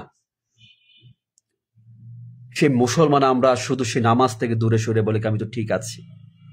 আমার কত কষ্ট হয়, আমার অনেক পুলিশ ভাইকে দেখি যখন নামাজ পড়ে না, সারা রাত কষ্ট করে, নামাজের চিন্তাও নেই। কত অফিসার, নামাজের কোনো চিন্তা নেই। কিভাবে হারাম থেকে দূরে সরে আসবো, কিভাবে এই দুনিয়ার ফিতনায়, দুনিয়ার হতাশা, লোভ লালসা থেকে দূরে সরে থাকবো, কোনো সুযোগ নেই। কারণ নামাজ আমাদের অশ্লীলতা, পাপাচার থেকে আল্লাহ আমাদেরকে, এই মাধ্যমে আল্লাহ আমাদের হেফাজত করবে না, যেটা আল্লাহ তাআলা বলেছেন। সালাত নেই, কিভাবে মুসলিম হতে পারলাম? দিন নেই নিজের মাঝে, সুন্নাহ নেই, আদর্শ নেই। কত ভালো ভালো কথা ফেসবুকে কন্টেন্ট ক্রিয়েটাররা বলে, সুন্দর সুন্দর কথা বলে, উপদেশ দেয়, কিন্তু তার মানে নবীর সুন্নাহ নেই, প্যান্ট টাকনুর নিচে। আর সেখানে আমার ভাইরা লেখে মাশাআল্লাহ সুন্দর, একটা কমেন্ট দেখি না ভাই আপনার প্যান্টটা টাকনুর নিচে কেন। একটা হুজুরকে দেখি না, ওই ভাইকে একটা কমেন্ট করেছে, ভাই আপনার প্যান্টটা টাকনুর, এটা আপনার দায়িত্ব ছিল। এটা কোনো গীবত না, এটা কোনো অপমান করা না। দিনের ক্ষেত্রে তাকে লজ্জা দেওয়া যাবে, তাকে সতর্ক করতে হবে, যেভাবে করে মানুষ শিখুক। ইসলাম এমনই। কিন্তু অনেকে দেখি সেখানে অনেক বেপর্দা নারী আসতেছে, অনেক লম্বালা লোক, দাঁড়িয়ে লোক আমি দেখেছি, মাহফিল করে লিখেছে মাশাআল্লাহ। তাকে আমি কমেন্ট করে বলেছি, আপনি দুনিয়াবি লোভে পড়েছেন বলে এই কমেন্টে আপনি মাশাআল্লাহ লিখেছেন। কিন্তু সে চুপচাপ। হক কথা ভালো লাগবে না, হক কথা বললে গালি শুনতে হয়। যেটা আমি বলি, অনেকদিন বলে আসছি, আমি বলি যে ভাই আমি আল্লাহ তাআলার কাছে শুকরিয়া আদায় করি যেন এটা বলতে পারছি। এই জন্য আমি কষ্টে মানে অন্তর থেকে আসলে কিছু চোখের পানি, এটা পুরুষ মানুষের চোখে সহজে পানি আসে না, কিন্তু কখনো কখনো চলে আসে চিন্তা করে। আল্লাহর জন্য চোখের পানি আসাটা খুব আমাদের জীবনে খুব দামি বিষয়, কিন্তু আমরা তো চোখে পানি দুনিয়ার মানুষের জন্য কাঁদি, কিছু চাওয়ার জন্য, কিছু পাওয়ার জন্য দুনিয়াতে কেঁদেছি। কিন্তু আল্লাহর জন্য আমাদের জীবনে যেটা পেয়েছি, আল্লাহ তাআলা আমাদের যে রিজিক দিয়েছেন।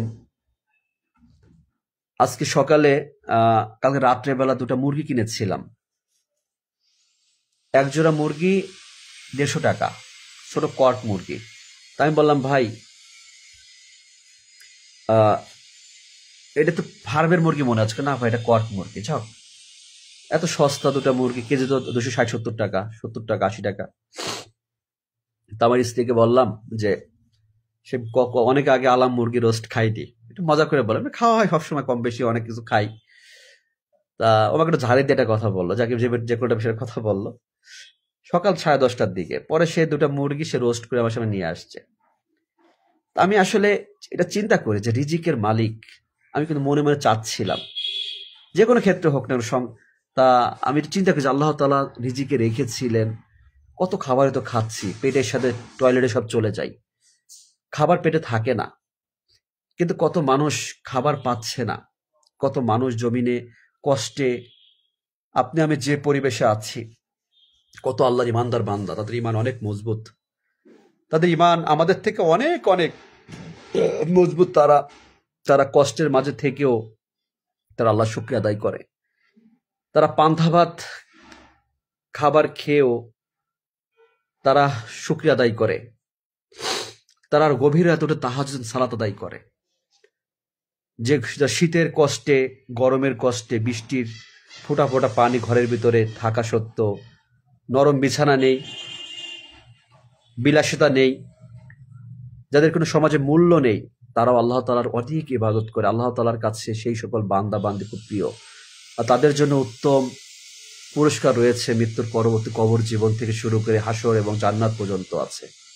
কিন্তু আমরা জমিনে আল্লাহ তাআলা আমাদেরকে কত ভালো রেখেছেন, কিন্তু আমাদের শুকরিয়া নেই, মন ভরছে না, আমরা অশুকরিয়া করি। নিজেদের কাছে মনে আরো যদি পেতাম।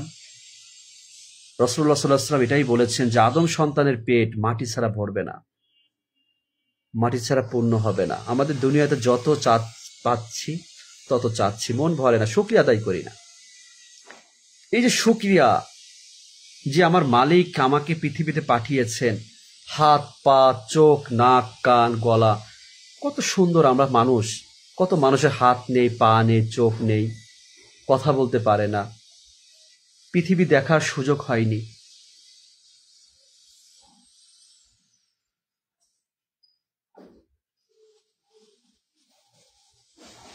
কত মানুষ অন্ধ, পৃথিবী দেখার সুযোগ হয়, জন্মগত অন্ধ সে। কত কোরআনের হাফেজ আছে, চোখে দেখে না কিন্তু কোরআনের হাফেজ, কিন্তু আবার চোখ থেকে কোরআন পড়ি না, আমরা বুঝি না। তারা অন্তর থেকে আল্লাহ তাআলা তাদেরকে সেই শিক্ষা, সেই জ্ঞান, সেই ক্ষমতা দিয়েছেন। তারা চোখের জিনা, আমরা চোখ থেকে জিনা করি, মেয়ে ছেলের দিকে তাকিয়ে থাকি। যারা অন্ধ তারা তো আর এই ধরনের কুদৃষ্টি তাদের চায় না। তারা কতই ভালো আছে, চলতে পারে না, শুনতে পারে না, হাত নিয়ে কত মানুষ বিকলাঙ্গ জীবন কাটাচ্ছে। আমরা আল্লাহ তাআলা শুকরিয়া আদায় করছি না, শুকরিয়া আদায় করতে পারছি না, অবহেলা করছি, দুনিয়ার মানুষের কাছে মাথা নত হচ্ছি, দায়বদ্ধতা দুনিয়ার মানুষকে বড় মনে করছি, মানুষকে দুনিয়াতে স্বার্থের ভালোবাসা প্রয়োজনে সব সেটাই ব্যবহার করছি। কিন্তু আল্লাহকে ভালোবেসে আল্লাহর ইবাদতের দিকে মানুষকে নেওয়ার জন্য নিঃস্বার্থ মনে সম্পদের চিন্তা না করে ভালোবেসে কাউকে আল্লাহর পথে আমরা ডাকছি না। আবার আল্লাহর পথে ডাকলে তাকে হিংসা করছি, অহংকার করছি, বাধা দিচ্ছি। এ ভাই আপনি পুলিশ, আপনি কি কথা বলতে পারেন? এ আপনার কাজ আপনি করে, ভাই আমার কাজ কি কাজ ভাই? আমার কাজটা কি কাজ আপনি মনে করছেন? এটাই তো আসল কাজ, এটাই তো আসল কাজ ভাই। একজন আসামিকে ধরলে সে ভালো হতে পারবে না, তাকে হ্যান্ডকাপ পরালে আটক করলে সে ভালো হতে পারে না ভাই। তাকে যতক্ষণ পর্যন্ত আল্লাহর ভয় তার অন্তরে প্রবেশ করানো না হবে, সে যদি যতক্ষণ দিন না বুঝবে, ততক্ষণ পর্যন্ত সে নিজেকে সংশোধন করতে পারবে না। আজ আমি সেটাই চেষ্টা করি। আইন নিয়ে আমিও কথা বলতে পারি, আইন সম্পর্কে আল্লাহ তাআলা আমাকে যথেষ্ট জ্ঞান দিয়েছিল, কিন্তু যেহেতু হালাল পথে চলার জন্য আমি জীবনে সবকিছুই ত্যাগ স্বীকার করেছি। শুধু হালাল পথে চলবো, দায়িত্ব কম নিয়ে জীবন চাকরি করব, কোন দায়বদ্ধতা, কোন হারাম উপার্জন করতে হবে। আমার পদোন্নতি আমার জীবনে পেলে ডিপার্টমেন্টে অনেক সম্মান মর্যাদা আমাকে ডিপার্টমেন্ট থেকে বাড়বে, কিন্তু আমি হালাল পথে তো চলতে পারবো না। আমি এই ভয়তে আমি চিন্তা কখনো করি না। আমি চিন্তা করি আল্লাহ তাআলা আমাকে যে পদোন্নতি দিয়েছে, আমি যে পথে আছি সেই পথে আল্লাহ তাআলা সহজভাবে ইবাদত করতে পারছি, হালাল রিজিক গ্রহণ করতে পারছি, মানুষকে দু একটা ইসলামের দাওয়াত দিতে পারছি। আল্লাহ তাআলা যতটুকু তৌফিক দিয়েছেন, আলহামদুলিল্লাহ। এর থেকে দামি সম্পদ আর কিছু নেই ভাই। আপনি আমাকে গালি দেন, যাই ভাবেন, এই যে প্রতিদিন কথা বলে লাইভে এসে, আপনারা জানেন এটা আমার প্রোফাইল, এটা আমার পেজ না যে আমি এখান থেকে আমার ডলার ইনকাম করা হয়। এটা আমার প্রোফাইল, আমার নিশা ভাই। এটা ভালো লাগা, মানুষের তো অনেক নিশা আছে, খুব ইচ্ছা করে যদি আমার সুযোগ হতো, আমার যে ডিপার্টমেন্ট থেকে আমার একটা ব্যবস্থা করতো, ডিপার্টমেন্টের ভিতর থেকে যে তুমি একটু পুলিশ সদস্য যারা আছে তাদেরকে একটু আলোচনা করো, আমি করতে পারতাম। কোনো কিছু দরকার ছিল না, আমার এর থেকে আনন্দ কিছু ছিল না।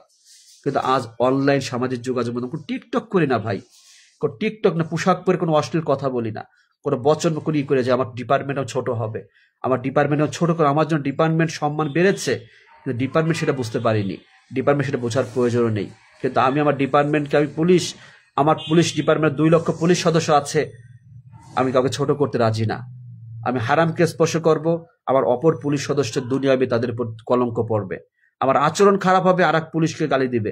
আমি এটা চাই না। আমি এই জন্য সবাইকে সে একই নির্দেশ দিচ্ছি, একই কথা বলছি যে আপনি সে আচরণ করেন যে আচরণ মুহাম্মদ রাসূলুল্লাহ সাল্লাল্লাহু আলাইহি ওয়াসাল্লাম করেছেন, আমাদের নবী করেছেন, যে আচরণ, যার মাঝে তার যার উদারতা, যার মাঝে যার সুন্দর আচরণ, মাধুর্যতা যিনি দেখিয়ে গিয়েছেন পৃথিবীর জমিনে, সে আদর্শকে আমরা লালন করি। আপনি যে দায়িত্বে থাকেন না কেন, আপনি মানুষের ভালো আচরণ করেন, এটাই আপনাকে মানুষ মনে রাখবে, ভালোবাসবে, সম্মান করবে। আর যখন ডিউটিতে যাই, এগুলো বলতে হবে হয়তো রিয়ার মতো হয়ে যায়, কিন্তু অন্তরে গর্ব হয়। চারপাশ থেকে অনেক রিক্সা চালক, ভ্যান চালক, অনেক শ্রমিক সালাম দিয়ে কথা বলে, কেমন আছেন, হেসে দিয়ে কথা বলে, চিৎকার করে ডেকে কথা বলে, ছুটে আসে। কেন ভাই? দিনের জন্য, পুলিশের জন্য না।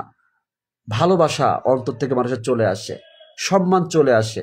আজ আপনার অনেক টাকা আছে, অনেক ক্ষমতা আছে, কিন্তু সেই সম্মান আপনার নেই। হয়তো যারা আপনাকে সম্মান দিচ্ছে তারা ভয় করে দিচ্ছে, লাভের জন্য দিচ্ছে, নিরুপায় হয়ে দিচ্ছে। কিন্তু আল্লাহর জন্য ভালোবাসা সবাই পায় না। আল্লাহর জন্য ভালোবাসা, দিনের জন্য ভালোবাসা সেই মানুষ পায় যে দিনের পথে চলে, আল্লাহর জন্য কথা বলে, নিঃস্বার্থভাবে আল্লাহর কথা বলে যায়, এক আল্লাহর ইবাদত করার বাণী মানুষের কাছে প্রচার করে যায়।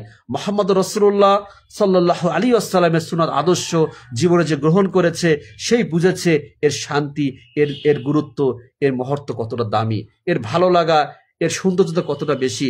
সেই কথাই মানুষকে আহ্বান করা হয়, ভাই একজন প্রকৃত পুরুষ হতে চান, রাসূলের সুন্নাহ আদর্শ গ্রহণ করেন। আপনার বয়স 40, 50, 60 হয়ে গিয়েছে, এখন পর্যন্ত আপনি মুখে নবীর সুন্নাহ রাখেননি, আপনি কখনো বোঝেননি যে এটা কতটা দামি জিনিস। কালকে আমি রাতে নাইট ডিউটিতে আমি অনেক কিছু কথা বলেছিলাম, এই বিষয়ে আলোচনা করেছিলাম যে এই মুখে নবীর সুন্নাহ, এই সুন্নাহ কি জানেন? একটা গাছের বেড়া, একটা গাছ যখন লাগানো হয়, চারা গাছ, তখন ছাগল, গরু ছাগল খেয়ে ফেলতে পারে। এই জন্য মালিক ওটাকে ঘিরে দিয়ে, দেখবেন একটা প্রাচীর দিয়ে ঘিরে রাখে, যাতে কেউ আঘাত না করতে, খেতে না পারে। ঠিক এই সুন্নাহটা, এটাকে দাঁড়িয়ে এটা সুন্নাহ বলা হয়। এই সুন্নাহ আপনার মুখে আছে, এটাকে আপনি ঘিরে রেখেছেন, চোখ, মুখ, জবান, কান। আপনি অনুভব চিন্তা করে দেখেন যে আপনি এখানে 3টা গাছকে একটা বেড়াতে ঢেকে রেখেছেন, এই 3টা জিনিস ক্ষতি হবে না। আপনি নবীর সুন্নাহ আছে, আপনি চিন্তা করবেন, আপনি কোনো নারী হেঁটে যাচ্ছে তার দিকে অশ্লীলভাবে তাকাবেন না, আপনি কোনো মানুষের সাথে কুদৃষ্টি আপনি দিবেন না, আপনার মুখে জবান আছে, কোনো গালিগালাজ, অশ্লীল কথা, মিথ্যা কথা, কোনো অপ্রয়োজনীয় কথা আপনি বলবেন না, আপনার আচরণ সুন্দর হবে, জবান হেফাজত থাকবে। আপনার কান আছে, আপনি কোনো বাজে শব্দ, কোনো গান বাজে শব্দ আপনি শুনবেন না, আপনি কোনো মিথ্যা কথা, মানসিক কোনো চগলখড়ি করবেন না।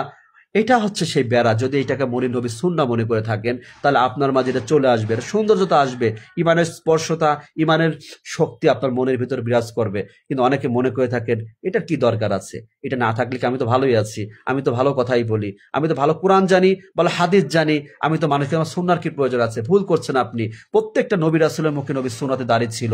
সৌন্দর্যতা রয়েছে। আপনার বয়স 50 পার হয়ে গিয়েছে, 40, 50, 60, 70 বছর বয়স, এখনো মুখে নবী সুন্নাহ। অনেক পুলিশ সদস্যকে দেখা যায়, কি বলেছেন, আপনি নিয়ত করেন, আপনি মন থেকে চান, আল্লাহ তাআলা কবুল করবে, আপনার অফিসাররা চাইবে, কিন্তু আপনি চান না, আপনি রেখে দেন। আপনার সৌন্দর্যতা যেখানে স্পষ্ট টাকনুর উপর কাপড় পরলে কি হবে, টাকনুর নিচে কাপড় পরলে কি হবে, যেখানে স্পষ্ট হাদিসে আসছে ওই অংশ জাহান্নামে যাবে। অধিকাংশ মানুষ দেখেন মুসলমান হওয়া সত্ত্বেও সে এটাকে মানে না, সে টাকনুর নিচে কাপড় পরে চলে। আবার নামাজের সময় ভাস করে, কোথায় পেয়েছেন এটা, কোথায় লেখা আছে সর্বত্র সর্বাবস্থায় টাকনুর উপর গোড়ালের উপর কাপড় থাকবে। সৌন্দর্যতা ইসলামের। অনেকে দেখলে নাম না জিজ্ঞেস করলে সে মুসলিম নাকি হিন্দু চিনাই যায় না। বলতে কষ্ট হয়, হক কথা, শুনতে খারাপ লাগতে পারে। আপনি আমার দিনী ভাই, এটা বুঝে আল্লাহর পথে ফিরে আসেন, নিজেকে পরিবর্তন করেন ভাই। নিজের পরিবর্তন নিজে না করলে, আল্লাহ বলেছেন যে জাতি নিজের পরিবর্তন নিজের পরিবর্তন চায় না, আমি সে জাতির ভাগ্য পরিবর্তন করি না। আপনি নিজের ভালো চান, যেমন নিয়ত করবেন তেমনটাই পাবেন। আল্লাহ সুবহানাহু ওয়া তাআলা কোরআনুল কারীমে বলেছেন, তোমরা যে দুনিয়াতে সম্পদ চাও, প্রাচুর্য চাও, তোমরা সেটাই পাবে, তোমাদেরকে আমি সেটাই দিব, কিন্তু মৃত্যুর পরে জ্বলন্ত অগ্নি ছাড়া তোমাদের জন্য আর কিছুই নেই, কিছুই তোমরা পাবে না। আর দুনিয়াতে থেকে দুনিয়ার সুখও চাচ্ছি, জান্নাতও চাই কিভাবে? দুনিয়াতে যারা কষ্ট যন্ত্রণা আঘাতকে মেনে নিয়ে দুনিয়ার জীবন অতিবাহিত করছে, যারা আরামকে হারাম করছে, ফজরের সময় আরামের ঘুমকে হারাম করে আল্লাহ সন্তুষ্টির জন্য সালাত আদায় করছে, যারা হারাম উপার্জনে ওই 2 কেজি 5 কেজি গরুর গোশত খেতে ভালো লাগবে, এটা তো খেলে তৃপ্তি পাবো না, এটা হারাম। এই হারাম সম্পদ গড়ে বাড়ি গাড়ি করে এখানে হারামের মাঝে থেকে কোনো শান্তি নেই। মৃত্যুর পর আমাকে চলে যেতে হবে। আমার সন্তানের জন্য হারাম উপার্জন করব, স্ত্রীর জন্য হারাম উপার্জন করব, কোনো প্রয়োজন নেই আমার। তারাই সব জীবনে লাভবান হবে, তারা একদিন সফল হবে। সতর্ক করে দিচ্ছে ভাই আমার, এটাই ইসলাম, এটাই বাস্তব, এটাই চিরন্তন সত্য, এটাই শান্তির ধর্ম। আল্লাহ তাআলা যে কথাগুলো আপনাদের বলেছি, এই কথাগুলো যেন আমাকে এবং সকলকে যেন আল্লাহ তাআলা বোঝার তৌফিক দান করেন। আল্লাহ তাআলা যেন আমাদের প্রত্যেক মুসলিমকে প্রকৃত দ্বীন বোঝা, মেনে চলা, আমল করার তৌফিক দান করেন। আমাদের সুসম্পর্ক, ঐক্য, হিংসা, অহংকার, আমরা সালাফি, হানাফি, দল ইত্যাদি নানান কিছু মনে করে আমাদের ভিতরে আমরা যার স্থান থেকে বিদআত থেকে দূরে সরে থাকি, শিরিক বিদআত থেকে দূরে সরে থাকি। আমরা মুসলমান ভাইকে গালি না দিই, আমরা একে অপরের সুসম্পর্ক বজায় রাখি, আমরা সম্মান মর্যাদা বৃদ্ধি রাখি। আমরা কোনো ব্যক্তিকে সামান্য একটা আমলের জন্য, এর জন্য তাকে আমরা মসজিদ থেকে বিতাড়িত না করা হয়, অপমান না করা হয়। যেখানে ইসলামের যে কথা বলা হয়, সেখানে আল্লাহর কথা বলা হয়, সেখানে দলীয় কোনো রাজনৈতিক কথা বলা হয় না। সে সমস্ত জায়গাকে, সে সমস্ত বিষয়কে কারো বাধা সৃষ্টি না করা হয় কোনো দলীয় চিন্তা করে। কিন্তু ইসলামে কোনো দল চলে না। ইসলাম হবে এক আল্লাহর জন্য, আল্লাহ রসুলের জন্য। আমরা আল্লাহর ইবাদত করি, আমাদের এক আল্লাহ রসুল সাল্লাল্লাহু আলাইহি ওয়াসাল্লাম তার আদর্শ জীবনে গ্রহণ করেছি। এখানে আমরা বলে কোনো শব্দ নেই। মনে রাখেন, আমি মৃত্যুর পরে আমি হয়ে যাব, আমার আমলের হিসাব নেওয়া হবে, আমার আমল হিসাব নেওয়া হবে, আপনার আমল হিসাব নেওয়া হবে। বাবা কি করেছে বাবার হিসাব নেওয়া হবে, দাদা কি হয়েছে দাদার হিসাব নেওয়া হবে। আল্লাহ তাআলা যেন আমাদের সঠিক বোঝার তৌফিক দান করেন। আল্লাহ তাআলা যেন আমাদের হালাল জীবন গড়ার তৌফিক দান করেন। আল্লাহ তাআলা আমাদেরকে কুরআনুল কারীম বোঝার, তার আদেশ নির্দেশ মেনে চলার তৌফিক দান করেন। সুবহানাকা আল্লাহুম্মা রাব্বানা বিহামদিকা আশহাদু আল্লা ইলাহা ইল্লা আনতা আস্তাগফিরুকা ওয়া আতুবু ইলাইক। আসসালামু আলাইকুম ওয়া রাহমাতুল্লাহি ওয়া বারাকাতুহু।